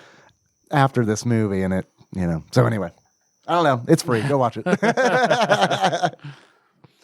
Tyler, Yes, Dave.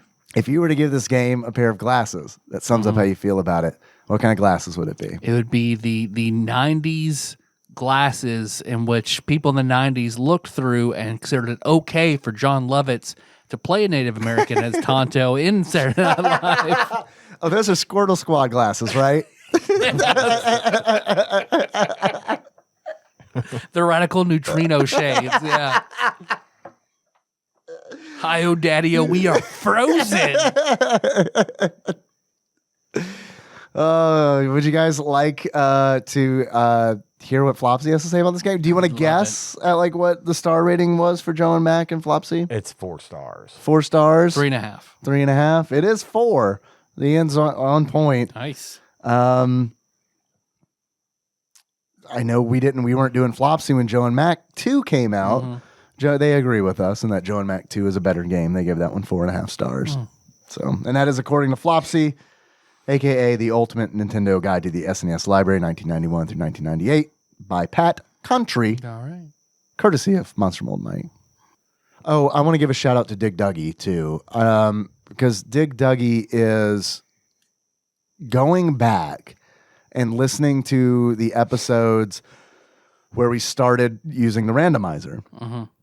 And he's compiling a list of He's what. doing the top 100. Yeah. Oh wow. Yeah. He's compiling a list of like, yeah, whether or not we say a game belongs on the TADPOG Top 100. And he Told you. swears it's not to test us later. Because I told him, I was like, we're not going to fucking remember any of that shit. And he's like, no, it's to help you guys when you eventually do put a list Awesome. together. Thank I told you, you Dig somebody Duggy. was going to do it. Love it. I knew Love that it. would Thank happen. you. That's awesome. So yeah, thank you, Dig Duggy. That's awesome. Okay, more questions? I have some more questions. Anything Yeah. else? Anything else about Joe and Mac? I think I'm good. Did a good job on that one. All right. I'm looking at the time because I have a lot of post Joe and Mac content. I wasn't sure that Ross Rachel Green was going to send something in. He did. I happen to know that he did because he messaged me specifically about this Oh, week's are you? quiz. Do you have insight into this quiz? I just know I know something about the Mary Fuck Kills. Disqualified. Not the answers, just what they're about. Just what they're about. All right, we need to take a pee break. Yes. All right, we're taking a pee break. Be right back. We got a lot of post show and Mac. Yeah. We do have a lot of post content. Yeah, because I didn't know that a quiz was coming in, so I put together 2. Oh, sweet. All right, we're back from peeing. So much better. Bladders are empty. We're working on refilling them. Yep. Yes, I have a quiz from Ross Rachel Green entitled "Looks Like I Made It." Ross begins. The title is a play on the song title "Looks Like We Made It" by Barry Manilow, which I assume you all know. I know it. But it's not country or gangsta rap, which I assume basically encapsulates all American music. Anyway, I survived a week at work, but not for the cosmic powers that be trying to test me. This month has been tighter than a duck's arse, a saying I am a fan of. And ducks' arses must be tight because you don't get waterlogged ducks. Mm-hmm. Same for dolphins. Airheads. Watch it. Airheads, think about it. I need to rewatch Airheads, dude. It's been a minute since I've seen that It's one. probably been 20 years since I've seen, or longer. Dude, it's been longer than that. I think I was like 16 years old. I got a question for you. Yeah. Lenny more- is good. Good. Good. See, it has. You at least remember the important stuff. Hey, Brendan Fraser's coming back. Yeah. He's happy. That's good. Yeah. I like that. Yeah. Ross continues, back to the point, my bank account is looking fairly unhealthy because I haven't yet been given a refund from the government for paying for my own airfare to get to an operation. To really twist the knife. Yes? Comments? It's I owe, best I owe $3,000 for a kidney stone Melissa had, Ross. Like, I owe $1,500 for a colonoscopy my wife had that was covered by my insurance to the tune of $7,500. Yeah. I get it. Yeah. Nikki had a pulmonary embolism 10 years ago. We're still paying for that. Jesus. Still paying I for remember it. that. 10 years ago. Still paying for Christ. it. Ross continues to really twist the knife. My washing machine stopped draining and spinning, so fuck knows what's going wrong there. Ross, I got to be honest, man. I love you. No one cares. We only want to know, when did you get milk? Did you get Your milk? big load that Ross. you were having to lay still for. MilkRoss'sBigLoad.com. Dump it in Ross'sLap.com after you've milked him.net. Ross says I'm going to call you on Discord right now, Ross. It's 2 a.m. Wake your wife up. at least it only cost £400 for a replacement. That's a lot. That's a lot. That's a lot, It's Ross. like $600. Yeah, that's a lot. I don't have $600. So if anyone needs a kidney, I For a can washing machine? for a replace. I assumed a replacement part. You got a wife, Ross? Oh, I'm just joking. I was just joking. Sam is clean under the stove. Blah, blah, blah. Man, just cashing in on the Neanderthal. Neanderthal, you're right. You're right. Yeah, it's all thematic. Part of the thing.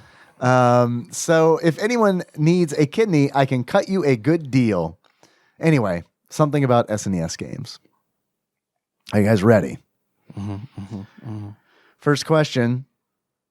This eye is a cartoony representation of a popular winter sport. I'm struggling not to burp so hard right now. My God. Just let it flow, Oh my man. God. Really fighting it. Oh, this eye is a cartoony representation There you go. of. I didn't do started that. it. Just I for the started record. I did it. For the was record, me. that wasn't me. I did it. This eye is a cartoony representation of a popular winter sport. Features 3 players per team, with each having moves that are not allowed in the actual sport, like elbowing and tripping. It features players such as Happy Go Lucky, Pierre Bourdoir, and Ben Dover. Is this that Ice hockey? that cartoony? Yeah, what hockey was it game called? we It wasn't played? ice hockey, but it was. It starts with an I, so it has to be ice, right? Yeah. Or international. But if it's kind Yeah, of a comic, it was comic-y, comic-y, yeah. it wouldn't be that. Ice Fighters. It was. I know what game. We know exactly. I know what it game was. Is, I but just all can't- those hockey game titles all just fucking smushed together. Damn it. It's not ice hockey because that's the NES game, ice hockey, Yeah. right? Mm-hmm. Yeah. Ice Pirates. Ice Goofs. Ice Goofs. Locking it in. It is. Come on, man. You said it was an eye. Hit the ice. He said it was an eye. He said this eye is a cartoony representation. So now we can put that. stuff in front of it. So you hit the ice. I So now guess. as long as the I is somewhere within the first letter of the title. If we would have been given H, do you think we would have gotten it? No. No. I agree with that. No, but it's fun to bitch. But yeah, it totally is. Next question. This Super V, originally released on the PC Engine CD, was changed dramatically for the SNES. It featured only one playable character, no magic system, and no animated sequences. Super V. Super V. This Super V, which is in all caps, so that makes a difference, originally released on the PC Engine CD. Super. God, I don't know. I have no idea. None. Sounds like it might be an RPG. Maybe if it's got a magic system, animated sequences. Super Valiant Fighters. Sounds good to me. Yeah. Locking it in. Super Valiant Fighters. It is Super Valis 4. Damn, I thought you were gonna say Valiant. I'm sorry. Like, if we got Valiant, we get it. Super Valis 4. Have you got the AL? Man, pretty good. 1/10 credit. Next question. This W is a movie tie-in that is nothing like the movie and simply features bad sprite depictions and sound clips, and begins with the player getting trapped in the video game Xantar. Oh fuck. Ian's got this. He's going to get there. Read it again. This W is a movie tie-in that is nothing like the movie, simply features bad sprite depictions and sound clips, and begins with the player getting trapped in the video game Xantar. Wizard. Wickedtron. Wickedtron. The Wizard of Oz. Nothing like the movie.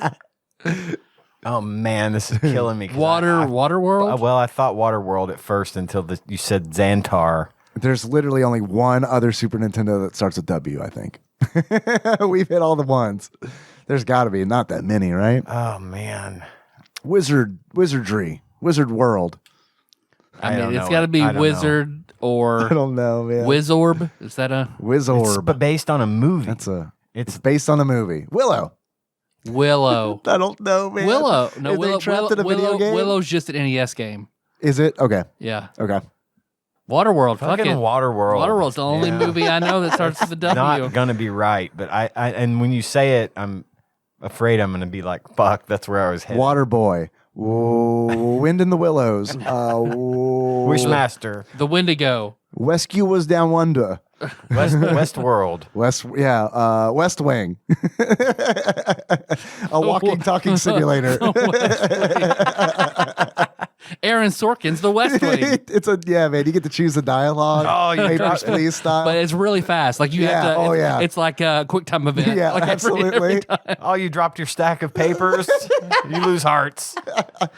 Press B to make what's his name not take a drink. God, I feel like I should know this, but I just don't. I can't. What? Okay. Is there a video? Is there a movie that involves a video game that there starts with was. W? I was going Besides towards Wizard. like the Last Starfighter type of thing, where he's playing the video game and then he gets recruited, to kind of like Armada.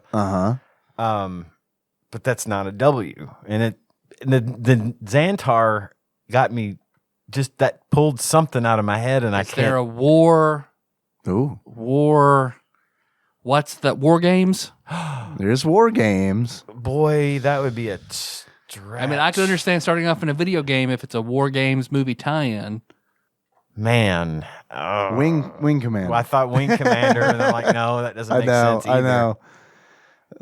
No, I don't know. Waterworld. Waterworld. I don't know. We know Waterworld has an SNES Waterworld. release. Locking it in. It is. Oh my fucking god. I don't know that I even wanna know. WWFs. I'm going to give you a hint. Mm-hmm. It was mentioned earlier by you, Tyler. Noah's Arcade. Wayne's World? Wayne's World. Oh, wow. Damn. Excuse me. Do you have any mustard? Wayne's World's going to be a fun one for us to do. Yes. Next question. This W sees you traversing the globe trying to capture members of the Vile organization. VILE. Where in the world is Carmen Sandiego? No, I'm locking it in. Nice work, Gumshoes. It is. Where in the world is Carmen Sandiego? Oh, Warren. Man, I'll never one of the last things that'll flash in my mind before I die is like the fucking potted plant being pushed off the windowsill and where in America is Carmen Sandiego? That one, for whatever reason, really struck a chord with me as a kid because I remember being like, that really fucking hurt somebody. Yeah. That fucking thing landed on that, it really fucking hurt. Next question. This game plot revolves around biotechnology researcher Cal Morrow and his son Saul. When the former is kidnapped by the evil Chimera organization, Saul uses one of his father's inventions to turn himself into a wolf-human hybrid that may be capable of defeating Chimera. Sounds a lot like Claymates to me, It does sound a little like Claymates, like plot-wise. Claymates meets Altered Beast. I was about to say Altered Beast. Waltered Beast. Waltered Beast. A Walter Matthau simulator. I'm Kyle Morrow. That's what he Chapter sounds 1, like. The Odd Couple.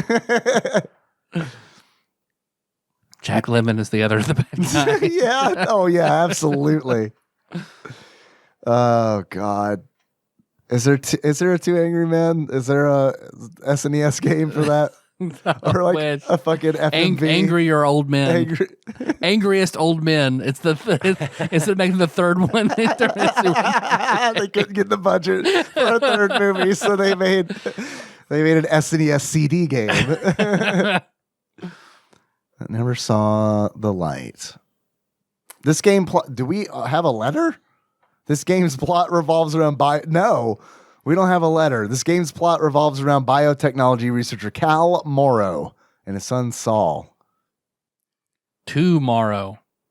I do like that. I have nothing better than that. Wolfman Tomorrow. Versus Chimera. Dude, I have no Yeah. idea, dude. What's a game where they turn themselves into a wolf-human hybrid?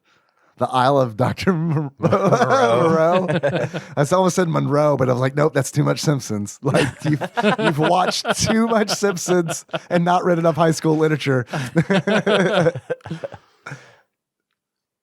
Shit, I have no, especially with a letter. Like, I don't even know where to. I don't know, man. The deadliest game. I don't. Sure. It is Wolf Child.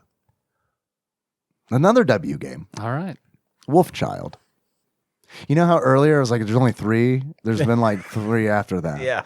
Yeah. Next question. This game is the first in the series to be released in Europe, keeping the original title instead of being called Dyna Blaster or Eric and the Floaters. Dino City. What What does it start with? I think we don't have it, but I think it's Super Bomberman. Oh, okay. Because Eric and the Floaters, I think that was like I think that was a Bomberman thing. Okay. And Dyna Blaster, Okay. Dynamite Blaster. I think this is Super Bomberman. Yeah, sounds good. Logging it in. It is Super Bomberman. Nice. Good job. Thank you. Next question. This sports game is a sequel to a NES title.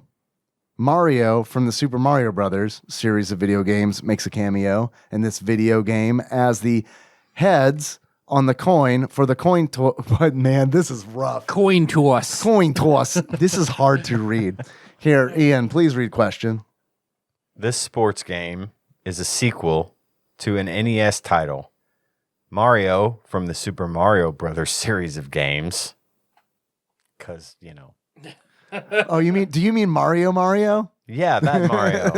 Or Luigi Mario. Right. He makes a cameo in this video game as the heads on the coin for the coin toss at the start of each game. The raccoon tail power-up from Super Mario Bros. 3 is the tails side of the coin. Thank you. Well done. I appreciate you helping me out there. I was having a real hard time parsing. It's a sports game. It's got to be football of some kind, right? Because I don't know what other sports use a coin toss.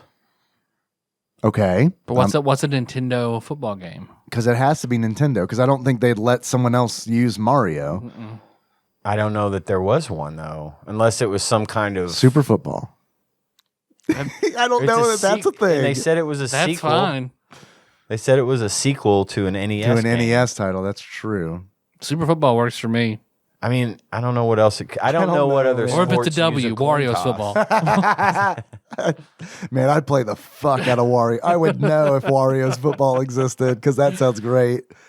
Just burp, eat garlic, and you just fart across the through the end zone. It's weird. I've really grown to Wario has really grown on me over the years because it's like I remember like around the time Smash Brothers came out on like the 3DS and the Wii U, I was like, I don't know about Wario, but now it's just kind of like, yeah, okay, it's just Wario. No, it's fun. He's a thing. He's not just the weird thing at the top of 6 golden coins. Now he's actually Right. a character. Right. Which I do like him in 6 golden coins quite a bit because he is very weird. Very, very weird. The super tiny fucking And the giant head. Like right. Super football, man. I'm good. I'm down. I don't know. That's not it, right? That sounds But like I a mean, launch title sort of thing anyway, to have the Mario tie-in. And I don't even know that that's a game, though. I remember on my Super Nintendo box there being like a football game. Yeah, but what was it called? Because I know what you're talking about. I've seen that. I mean, on the if there's a box, Super too. Tennis, there might be a Super There Football. might- the chances are. What do we think? I think it's probably not right. but Yeah. I don't know that I'm going to come up with the title. Super Gridiron. I don't even know that that it's even football, but that's just what the only sport that comes to mind where a coin toss is involved. You don't do it in baseball, right? You don't do it for anything else, as far as I know. I don't think there is a coin toss because the coin toss decides who receives Right. or who, Yeah, and because what side any of other the- game, there's a tip-off or basketball. hockey, A tickle fight, tickle fight for Limp Bizkit. badminton. Because basically, there's no other sport where there's an advantage to deciding something at Sides. the beginning. Yeah. You choose to either receive or Super Rugby, is that a thing? defend. So I don't know. I don't know. It's got to be. I don't Super know. hand egg. Super. How do they determine who bats and fields first in baseball? I have no idea. Home team. Always Oh, is that goes- right? Home team always bats first, or it's visitors. It's which I don't know or can't. I always get that backwards, It's one of but those. it's one of the Okay. other. But it's based on It's based on home where or- they're playing. Yeah, where you're playing. okay. Okay. So it's football. I don't know what it would be called though. Super football. Locking it in. Foot Tendo. It is super play action football. Okay. Half credit. Half credit. Super play action football. Next question. We never would have gotten there. Nope. Next question. This game had a sequel/remake available for the Nintendo 64 called Charlie's Blast Territory. Charlie's Angels. Oh, I'm sorry. I said Charlie. It's just Charlie Blasts Territory, if that makes a difference. Charlie Blasts Territory. The Charlie Blasts Territory was an N64 sequel. That was the to N64 the game we're trying sequel to slash guess. remake to the game we're trying to guess. Okay. Was there a game called like Blasto or something for the SNES? It's like red and probably. yellow. Dynamite Heady? Was that a that a Super thing? Nintendo game or was that a Genesis That sounds good. only thing? That's the only thing I can think of, but I'm not sure that was a Super Nintendo game. Super Bomberman 2. Yeah, right. I'm not gonna have a guess on this one. Bomboozle. Oh, All right. Yeah. okay. Kablooey. Charlie's Kablooey. Charlie, brought to you by Charlie, featuring Charlie. What do you want to do? I have no idea. I have no idea what it could be. Battleship. Isn't there a Battleship? We did a Battleship game. So Battleship. Super Battleship. It's the sequel to Battleship. Locking it in. It is. Bomboozle / Kablooey. Hey, you For said real? Yeah, for real. Half credit. You said it. it. Damn. Next question. Man, they made a fucking N64 version? Oof. I bet it's so good. Oof, indeed. Yeah. Oof, indeed, sir. Wow. Yikes. Why? Man, take my favorite system and my favorite game, put them together. Next question. In this queue, in addition to enemies from the first game, it introduces Frog with 2 G's, Top Hat, and Derby. Finally, it's a queue. We got a fucking hint. It's a queue. Qbert. Extreme. But it's objects this time.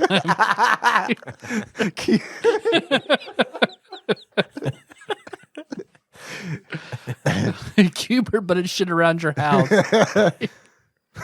Frog. It introduces Frog, Top Hat, and Derby. So it's a sequel, at least.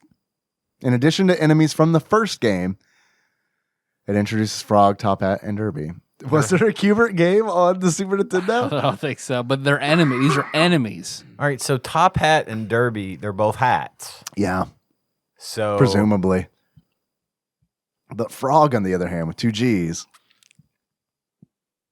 What? Mario's pre-Odyssey. It starts with Q. Name a game that starts with Q, but that's not Qbert. Quest. Hat Quest. Quest for hats. Questie's Quest. Quackmania. Quest. Quest. Just fucking Quest. Quest.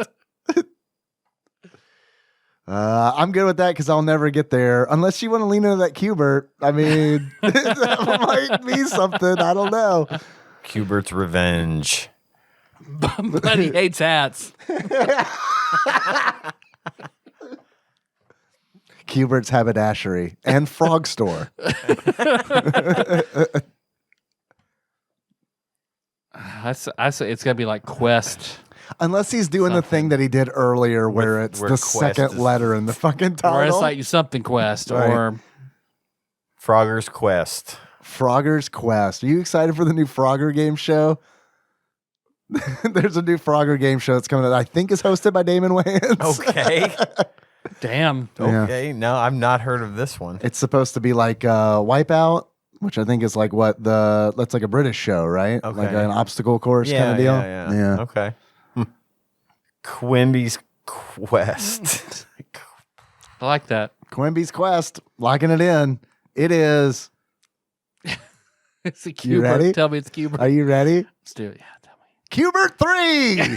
Qbert 3! The third Qbert game. The third one. Third credit. Hey, man, remember Qbert 2? No. How about Qbert 3? Fucking Qbert 3. You gotta be shitting me. I'm looking this You one up thought right the shit now. I was saying was silly. No, it was almost on point. Fuck. I'm looking this up right the fuck now. If this is not in Flopsy, this is a troll. This has He's to already be. given us one game that wasn't in Flopsy. Q. Come on. Lots of It doesn't count if it's something you drew in grade school, Ross. Because if there was another Qbert, like Nikki would have known about it. She does love Qbert, right? I remember that about her. Qbert 3. Fuck if I know. I don't know. Qbert 3. Yeah, it's a real game. Shit. Yeah, it's a real game that exists. It actually looks like Qbert. Looks like Qbert. I liked Qbert a lot when I was a kid. They had the Hardys. I don't know if you remember, but Hardys had Qbert figurines Oh, in wow. the 80s. Yes. You remember Pixels? Yeah. Qbert. I do. Starring Adam Sandler and Pac-Man. Yeah. Feet Qbert. Oh, God. Next question. This light gun game featured a bleak modern setting filled with cyborgs and various bosses, including a large flying warship and a tank. Is that the Aerosmith game? Maybe Revolution X, but that wasn't a light gun game on the SNES. Oh, okay. It was a light gun game in the arcade. We don't have a fucking letter to work with again. There's no, I mean, light gun would be Super Scope. Yeah. Right. Bazooka Blitzkrieg is the only one I can think of. Bazooka Blitzkrieg, that's what I was thinking sounds too. good. Yep.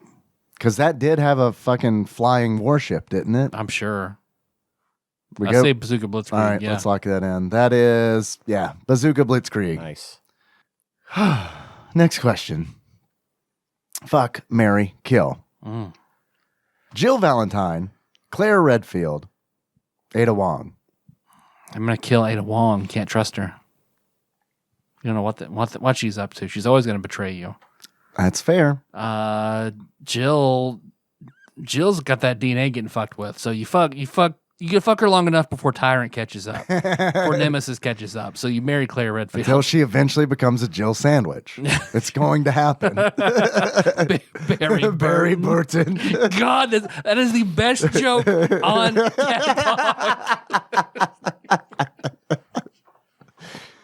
Who are these people? From the Resident Evil series. Oh, yeah, I don't know. Okay. I'm with Tyler. I think yours is solid. I'm willing to go with that for sure. I can't Because marry. you want to fuck Ada Wong, but I mean, I know. you'll probably die. It's Right. like the alien from Mass Effect who's like, no, you can fuck me. You're probably the only one that can, and then you die. So Yeah, and I don't want to fuck a sandwich. I'll eat a sandwich. Maybe I'll change my. so you just go down on Jill Valentine. Right. Yeah. I'm a member of Stars. Next question. Fuck, marry, kill. He-Man, Thundercats, Transformers. That's a tough one. Oh boy. I could That's tell a that tough was rough on you. I mean, do you want to fuck a truck though? You know what I mean? Are you a dragon?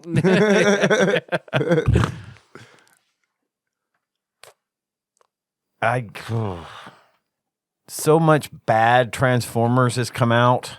Okay. I mean, I was always a huge fan of the show and the comic, just like I was talking about G.I. Joe last week. Yeah. Transformers came on like after G.I. Joe. So, I mean, I watched it every day. Fucking robots in disguise. Robots in disguise. And I really, really loved it. But I really, really love all three of these things. Yeah. As a kid, I swear I thought they were saying robots in the skies. Well, I thought that too for a while. Robots in the skies. Yeah, That's why I thought in Turtles it was the evil Shredder. Does taxes or something? Yeah. Instead of a tax, the evil Shredder of tax. tax. Like he was a tax collector. That's why you didn't like him. Meanwhile, biggest tax evader in the fucking Teenage Mutant Ninja Turtles history. Technodrome, no income tax. Krang paid the U.S. government more than Shredder. So Build a Technodrome. What did Craig's work visa look like? People are saying. Open a portal to Dimension X. Trust me, it's. We're keeping the neutrinos out. Oh, God. People are talking about the weather machine. Please say total chaos. Please say total chaos.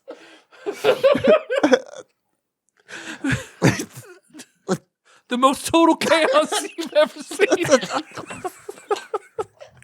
Trust me, ladies and gentlemen, the chaos will be total. You're so much chaos, you're going to be tired of it. Oh, fuck. Back of my head hurts now. Oh, from smiling and laughing. Oh, anyway, okay, so Robots in disguise. I'm just based on the fact that so much bad Transformers happened.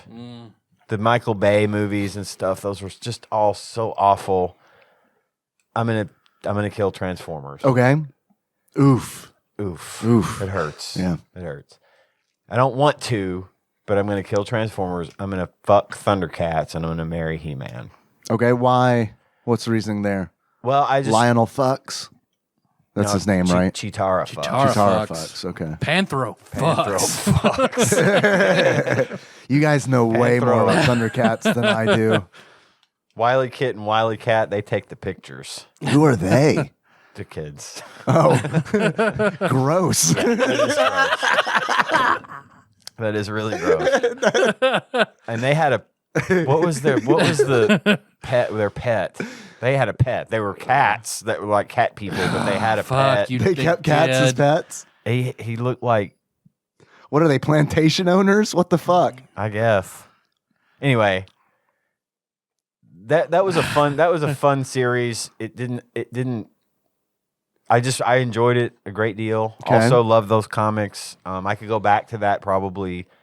And there wasn't garbage that came out. Now there is more coming. I think they're getting ready to do another Thundercats show, kind of like they did with He-Man. Okay. All right. But I'd fuck and then Thundercats, and then I would marry He-Man because Okay. I just think, I know you love think He-Man. Masters of the Universe is probably the best. I still feel the same way about it now as I did when I was a kid, especially with the new stuff. So. Okay.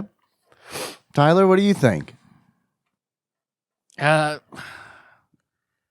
Killing Transformers. Okay.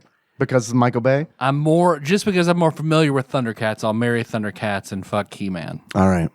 And I've got the troll answer. I'm going to kill all of them because I really don't give a shit about any of these. All right. Next question. Geordie LaForge. Geordie LaForge. Trip Tucker. Okay. Miles O'Brien. I know two of these characters. I know one of those characters. I can name that in one character. I do not know who Trip Tucker is. He was in Enterprise. What was his role? If it's not fucking... He was the chief engineer. Okay. So Geordie LaForge was the chief engineer of the Enterprise D in Gotcha. Next Gen. Right. Okay. Trip was the chief engineer of the NX-01 in Enterprise. Okay. And Miles O'Brien, although he served as transporter chief on Enterprise D in Next Generation, Enterprise D's nuts. He was the he was the chief engineer of Deep Space Nine. Okay. Okay. Which one of these would you fuck in their boy holes? Let me do kill. Okay. Which one of these would you kill? Did Trip How Tucker... high of a troll toll would you pay in one of those boy holes? The Trip's boy hole. Did Trip actually do any of the beaming down or beaming up? Well, they didn't do a lot. They didn't really have transporters throughout most of Enterprise. What a waste of a name then. His name is Trip. Yeah. Save it for somebody who beams people. Trip. Call him stay at home guy. Stay at home, Tucker. Ship warden. I would Stan afraid to beam. Of the problem afraid to beams. Yeah, their family crest. Connor, I'm afraid to beam up the roof. Sounds like a Highlander thing. That's what I was It going does. for. It really does. Yeah.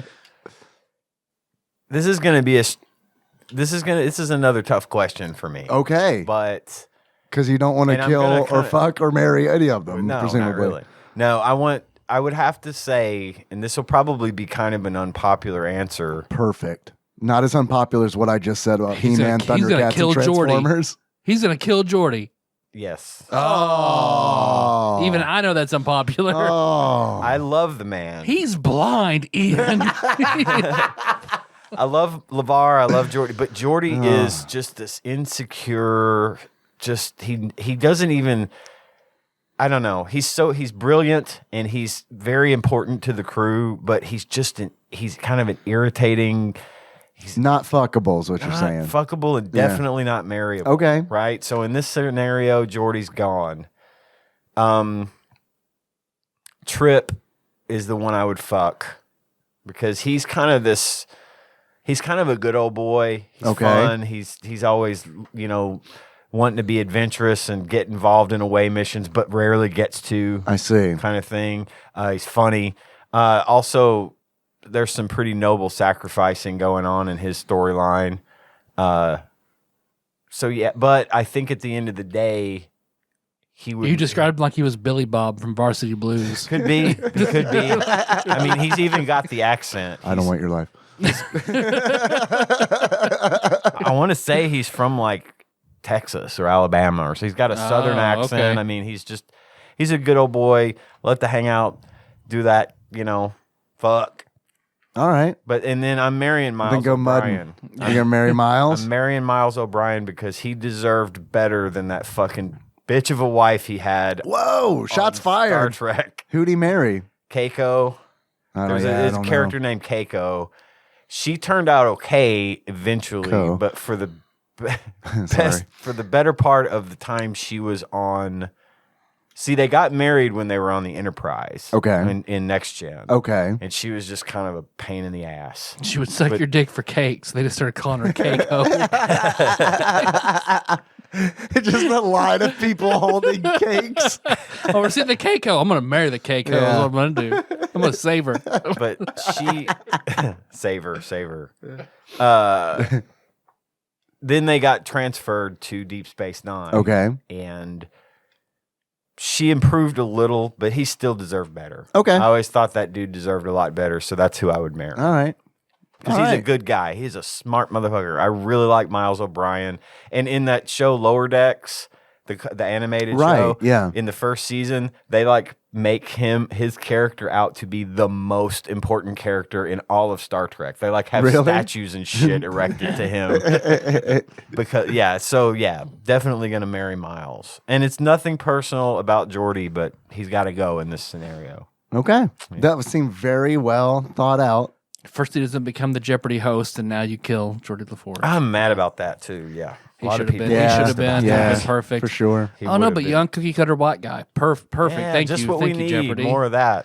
They got Mayim Bialik to be the primetime host. They're going to have a primetime Jeopardy, and she's going to host it. But this regular ass white dude is hosting daytime Jeopardy. So, yeah. I wanted that to be LeVar, most people did. Yeah, that'd be cool. Apparently, he Obvious did a great choice. job when he did actually do some episodes. Mm-hmm. Thank you, Ross, for the quiz. Yes. Appreciate it very much. I have my own quiz that I prepared. Oh, yes. I had a little extra time Okay. and thought that I would put together a caveman quiz. Love right. it. 10 questions. Clan of the Cave Bear. Fuck. All right. 9 questions. First question is, this Hudson Soft overhead shooter for the NES was backed by a marketing campaign in Japan revolving around Korean-Japanese wrestler Riki Choshu. Korean overhead shooter. It's a Hudson Soft overhead shooter Okay.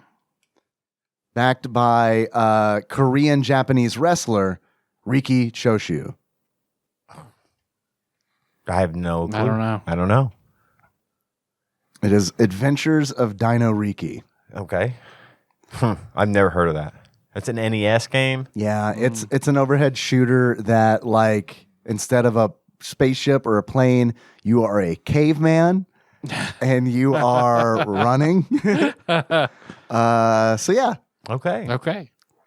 Next question. What was that one overhead game that you had the little paddle that you turned to shoot, and you were two dudes walking through it was like an army type thing. And you had dials that you would turn? It was dials and buttons to shoot, and you could shoot in all directions. Is it overhead? It's overhead. Man, I do not know the answer to that. I can't remember the name of it. That was a fun game. It was army themed? I think it was army themed. Yeah, I'll have to think. I'll have to look it up. All right. Yeah, I'm curious about that. Yeah. Next question. Set in a fictionalized prehistoric era, this is a CG animated family film from DreamWorks Animation about an overprotective caveman father named Grug, whose one rule among his family is to never leave their cave. The Croods. It is the Croods. Nice. Well done. Next question. This supervillain is said to be a Cro-Magnon warrior who became immortal after encountering a strange meteorite. For over 50,000 years, he plagues the Earth as a villain and occasional conqueror. In 2009, he was ranked as IGN's 36th greatest comic book villain of all time. Kang. It's not Kang. Good guess. I'll ease your mind, Ian. It's not Marvel. Well, I'm trying to think of the name of the big bad in Justice League. Solomon Grundy. No. He wants pants too. It's a movement. Give Grundy pants. Steppenwolf? It's not Steppenwolf. I don't know then. It is Vandal Savage. Oh, don't know that one. I didn't either. I was like, well, Ian might know this one, so I'm going to include this one. That's why I was surprised. It's like 36th greatest comic book villain of all time, and I haven't even heard of him. Is it DC? Greatest guy in the world? Never heard of him. Yeah, it is. It's DC. You were on the right track. Next question. A 1992 comedy starring Sean Astin, Pauly Shore, and Brendan Fraser, and distributed by Hollywood Pictures. Fraser, sorry. Encino Man. It is, in fact, Encino Man. Bonus points if you remember his name, his character's name. Just bonus points. It's just for fun. Unlike this, which is totally real and totally matters. If you don't pass this, you don't get into heaven. Wizened Juice. Link. Link. Link. Oh, the missing link. Missing link. Yeah. Next question. The series, like the ad campaign it was based on, centers on 3 cavemen who live in a modern apartment. It was canceled after only 6 episodes. Geico Caveman. Caveman. It is. What's the name of the show? Yeah. Caving it up with the Geico Caveman. It's pretty good. Cave it out. Oh, man. Now historic. I see it. I can see the damn thing, but I cannot remember what the show was actually, what it was called. Fuck. Would you like a hint? Sure. Don't overthink it. Cavemen. It is Cavemen. Well done. Okay. Next question. Good hint. Next question. Well, I know how it goes. Next question. This caveman was the mascot of NEC's TurboGrafx 16, produced by Red Entertainment, developed by Atlas, and published by Hudson. I think that's Bonk. It is Bonk. Well done. I had no idea that it was developed by Atlas. I didn't either. Next question. She is the fiercely courageous, decisively confident, and morally pure chief of the Ioka tribe in prehistory. Ayla. It is Ayla. Well done. Her people are in constant war against an evolved, intelligent race of reptiles. The Reptites. The Reptites, indeed. Well done. Next question. Key-Rock was a recurring character created on television from 1991 through 1996. He was a caveman with the beetle brows of a Neanderthal who had fallen into a glacial crevasse, or big giant hole in ice, during the Ice Age, thus preserving his body well enough for scientists to thaw him out in 1988. He subsequently studied law at the Oklahoma City University School of Law. Prehistoric caveman lawyer. Close. Frozen caveman lawyer. Closer. Super duper. Unfrozen caveman lawyer. Yes, unfrozen caveman lawyer. Well done. Next question. God, I love that skit. Yeah. Ringo Starr played this character in the 1981 film Caveman. Not as big or fierce as the other cavemen, he becomes an outcast from the tribe and joins with other exiled cavemen to form a new tribe of misfits. However, the misfits use their brains to create fire and defeat dinosaurs, proving that brains trump brawn in the grand scheme of history. Even all I talked about remember this from before. that movie is where he steps in shit and says caca. I don't know. I don't remember his name though. Any guesses? It's one of those where it's like if you don't know it, it's good. I feel like it's gonna be hard to guess. Say it. Yeah, I don't know. It is frog pussy.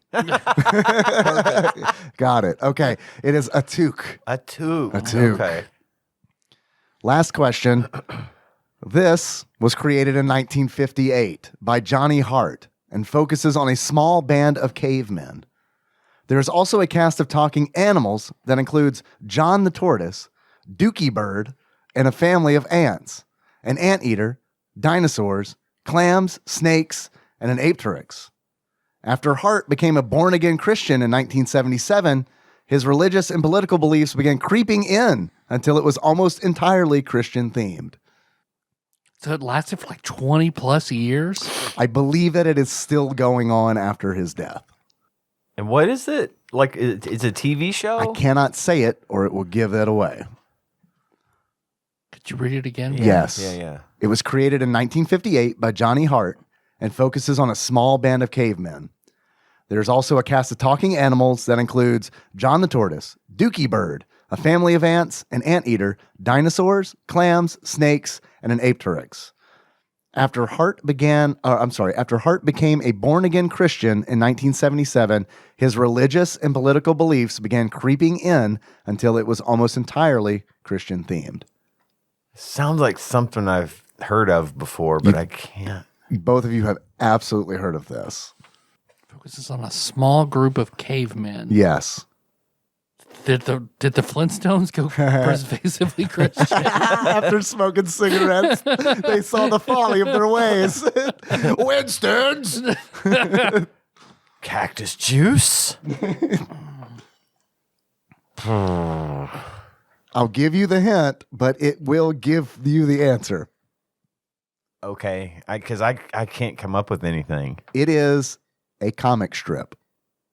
Oh, BC? BC. Yeah. I wouldn't have got, I'm glad you got the hint because I wouldn't have gotten I that. didn't think about comic strips. I yeah. forgot how you're right. It did get weirdly, yeah.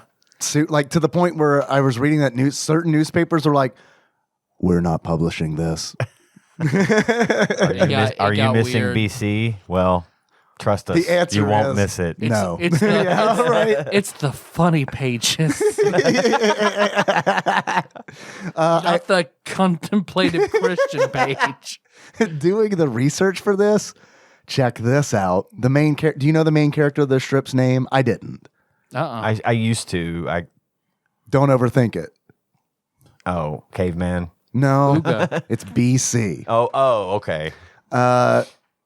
Did you know that there's a game out there called BC's Quest for Tires, released by Sierra in 1983? Oh my God. Did you know that the sequel entitled Grog's Revenge was released a year later in 1984? Because Grog's the little furry, like just, yeah. 2 BC video games exist in the world. Wow. Throw it on the pile. Yeah, we got to do those. Closer to the top. We got to do those, man. Good Lord. I don't know. Wow. I meant to look up gameplay, but then I ran out of free time. But yeah, I don't. There's Is there a Sierra Longhorns games. game somewhere? Dude, a Longhorns game. What if it's like a Smash Brothers style? Like Funny Pages I would Brawler. fucking love, dude. Oh man. God, man. Oh fuck yes. Fucking Mary Worth up in here. Oh shit, Marmaduke. He's shitty in the comics, but fuck, man, he's He's too OP. He's banned. powerhouse. OP, yeah. He can bite on the edge and you can't get him. Yeah. Man, yeah. Jeffy's like the fucking Kirby. Like you can knock him off the stage real easy, but he just fucking dotted lines down the bottom and around. His final smash as he goes around, and if he hits you, you're gone off the screen. Fucking Beetle Bailey up in there. Fucking yes. Being Link. Did you know that I didn't know that Dagwood makes a giant ass sandwich. Blondie is Peach. yeah. Kathy says act. It's like the Star Fox's tank that just fills the screen and pushes everybody. Dilbert gets weird sexually and oppresses people.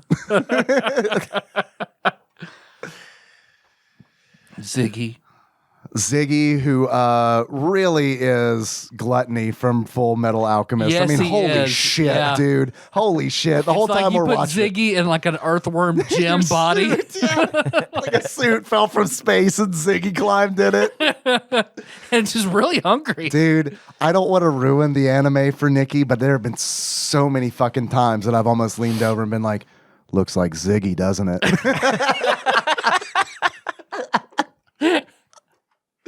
I want it to be a thing you say a lot. I didn't take Ziggy out for air.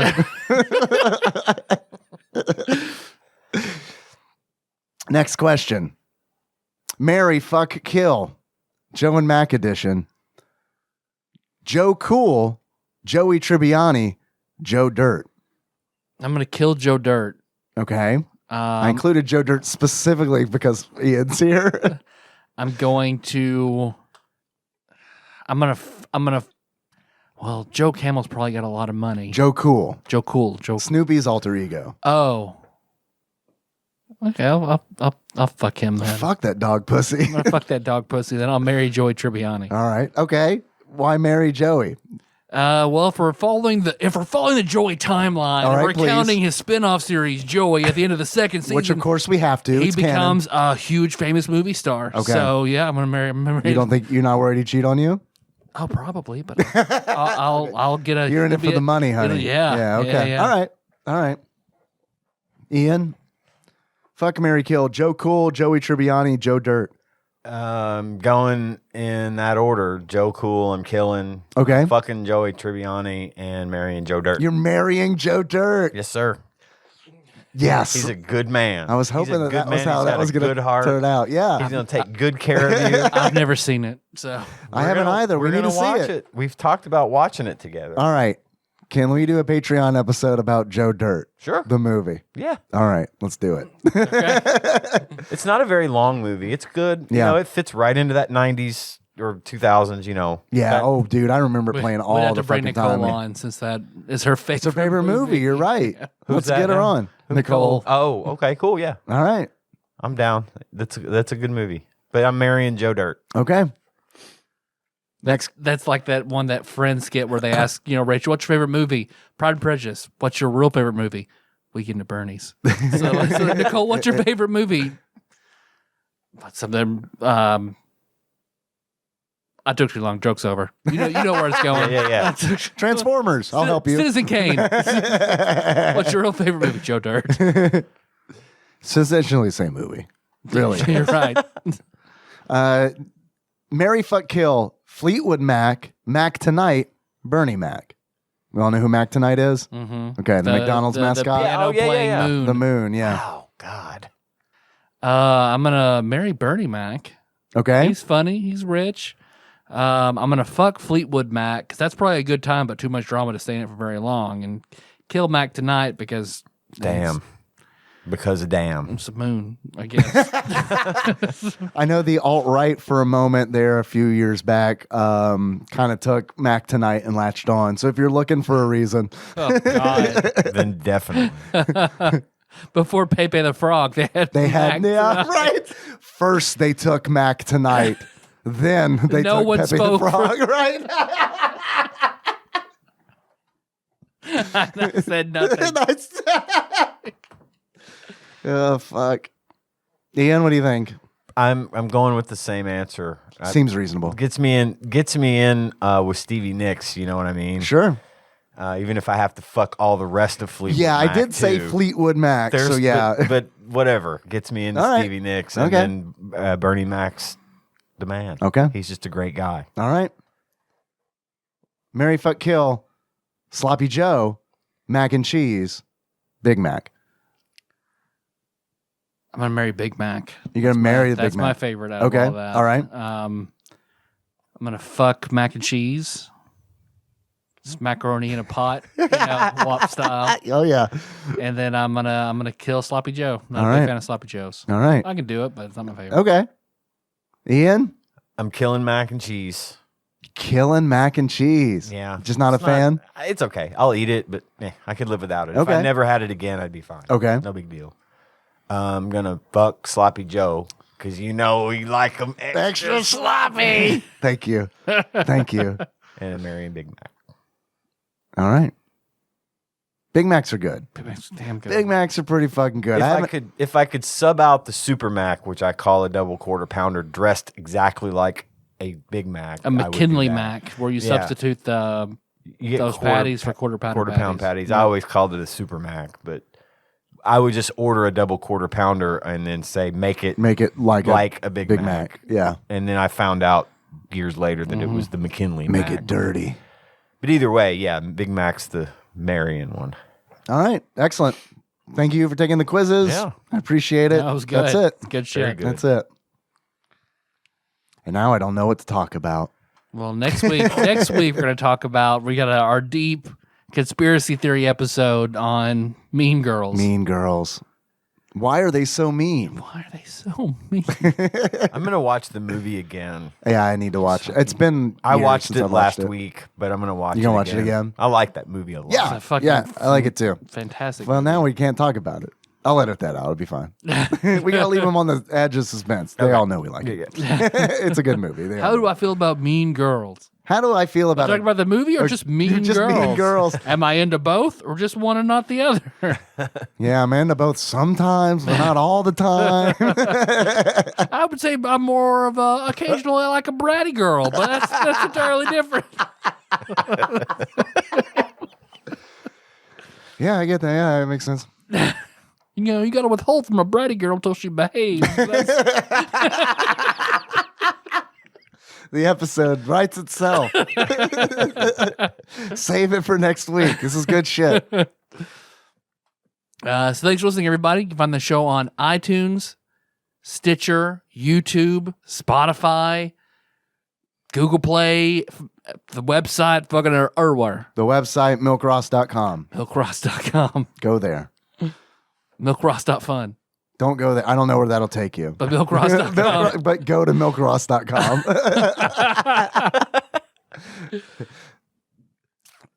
Hey, if you like this, you want to send us stuff, you know, either open on the show or whatever. Send it to TADPOG Studios, care of Nicole Nance, PO Box 3785, Paducah, Kentucky 42002. Care of Nicole Nance, parentheses, lover of Joe Dirt, close parentheses. Here it comes.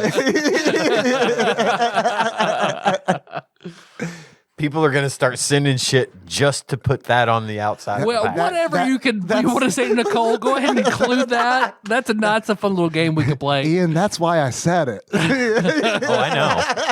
I was just underlining it. That's what we call a podcast grift.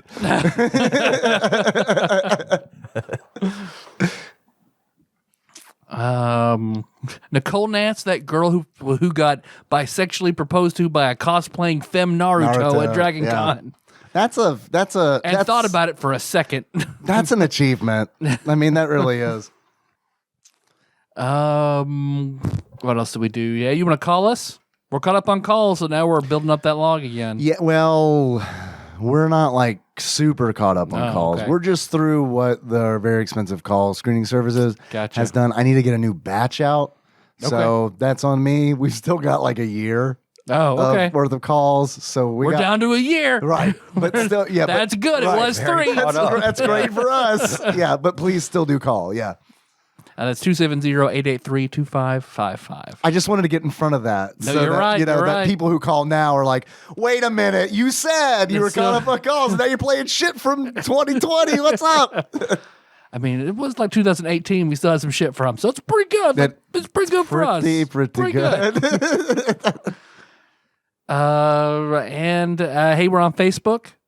Tadpog on Facebook, Tadpog Nation, and then we've got that Discord. Yeah, it's bit.ly/Tadpog Discord.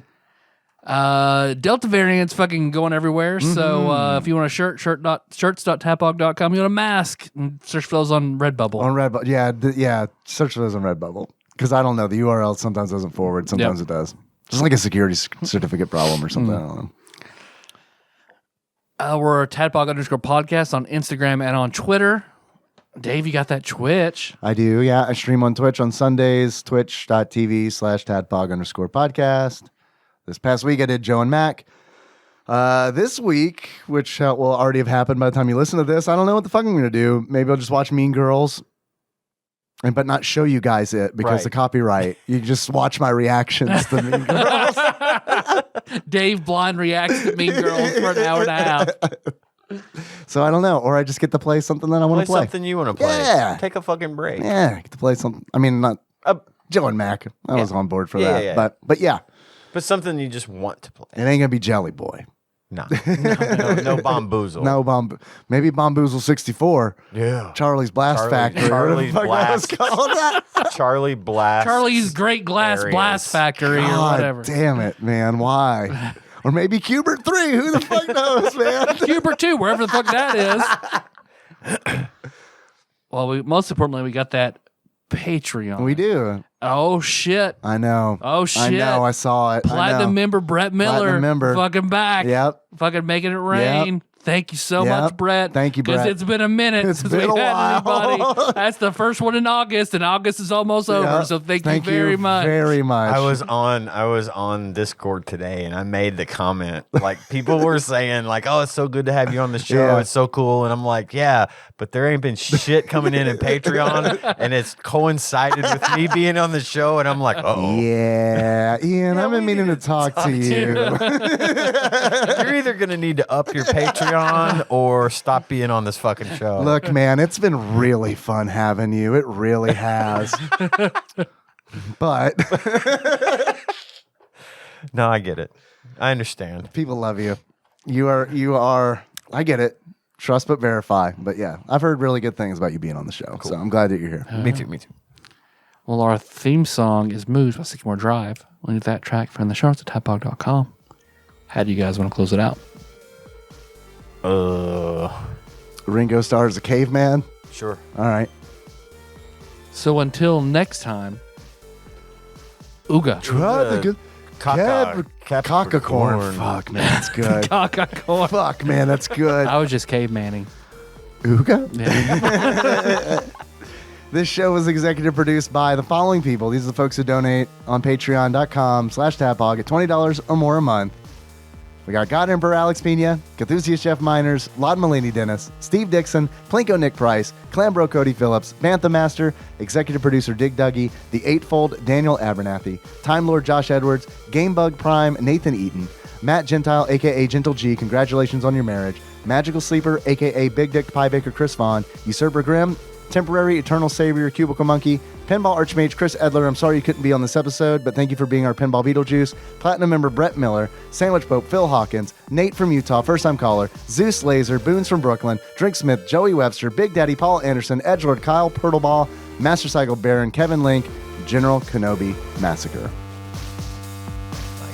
Thank you guys. And welcome to the list, Platinum member. Hell yeah.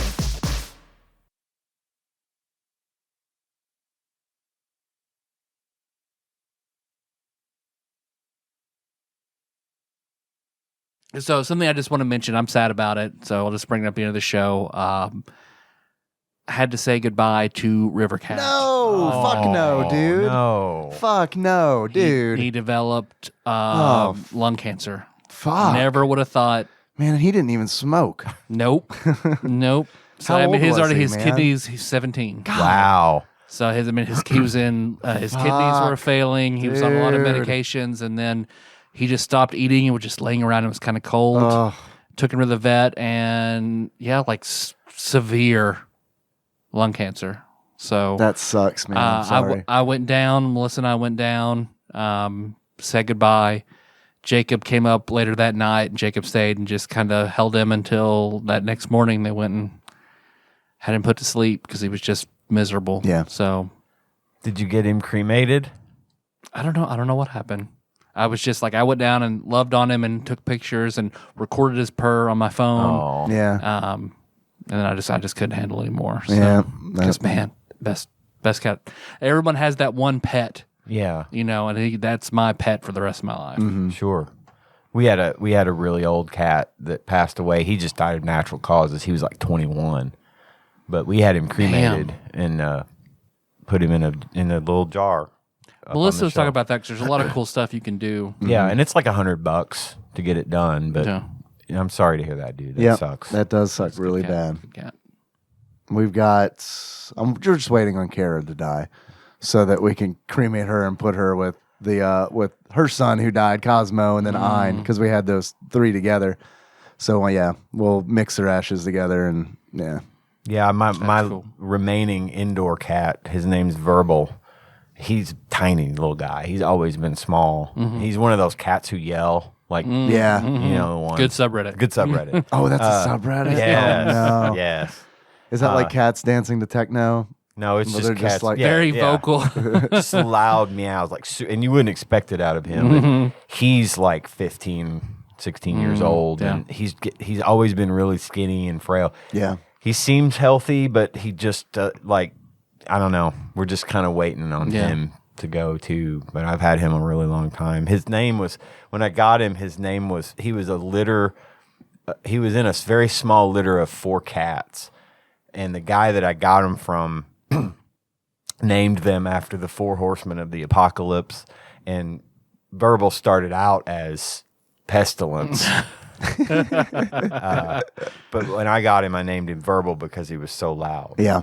So That's easier to say too. yeah. Yeah. And not Pestilence. Pestilence. Aw. Yeah. But yeah, I think he's probably not going to be with us Anytime. much longer. I don't know. Fuck, he could live another 3-4 years. Yeah, Kara's pretty old, but she's also just kind of like a mean old bitch. So, it's like, Yeah. and it's like Nikki kind of doesn't, I feed her fucking from my hand, like turkey and shit. Like when I'm eating a sandwich, and Nikki doesn't love it because like she's now like, if we're eating shit, she's like, this guy's going to give me stuff. Yeah. And she'll like be all over us. But it's like, she's going to die at any minute. To give her, well, Like, that's Yeah, what you've had Kara for a long yeah, time. she's old. we always put a little food, a little like chicken or something in my dog's food at Yeah. night, like just canned chicken. We'll Yeah. put a little bit in there so she'll eat her dog food. But Verbal's learned That's to come where it in and is. get Yeah. a piece, so he comes and stands there and he gets a little bit of human food as well, because it's like it's same logic. It's cat like, tax. Let him eat, Let Just him like have Shredder. something. Yeah, let him have something. And then just speaking of cats, one of my favorite British TV shows, 8 out of 10 Cats. Like fucking phenomenal show. Yeah. Introduced me to the comedian Sean Locke. Sean Locke and John Richardson are like the funny people, and Jimmy Carr. Jimmy Carr's the host. Yeah. But 8 out of 10 Cats, great show. Sean Locke passed away at 58 from cancer this week. Shit. And he was amazing comedian. Yeah. That sucks. So also unfortunate. I'm a little more sad about River. Oh yeah, Yeah. That Yeah, does yeah. really suck. I didn't know that until Yeah. now. I'm Yeah, sorry. I to was hear waiting that. for the show. Man. Yeah, favorite River Cat memory is definitely when he would get on the D&D mat when we were trying to play. And Flop. He'd flop on it. And he'd be our colossal creature. Yeah. I used to love how he'd play with Ein because like Sky was scared and Chaos was kind of scared, but River would fucking get up there and he'd play with him through the gate, or he'd get up on the washer and dryer in that house and Yeah. jump on Ein. Like Yeah. he's the only one that would play with him. Yeah. Sorry, man. It Yeah. sucks. Yeah.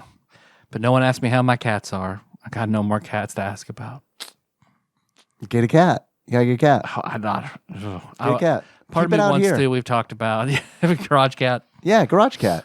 Hmm. That's not a crazy idea, dude. Just garage. It's fucking enormous. Yeah. And there's plenty of There's plenty of places. mice in here. Yeah, he could eat the mice and the bugs. Yeah. You should get a cat. You Man. have to fucking feed it. Yeah. I mean, essentially. It's not a bad idea. I don't know. I don't know if I'm ready. If I feel like, I don't know. But thank you.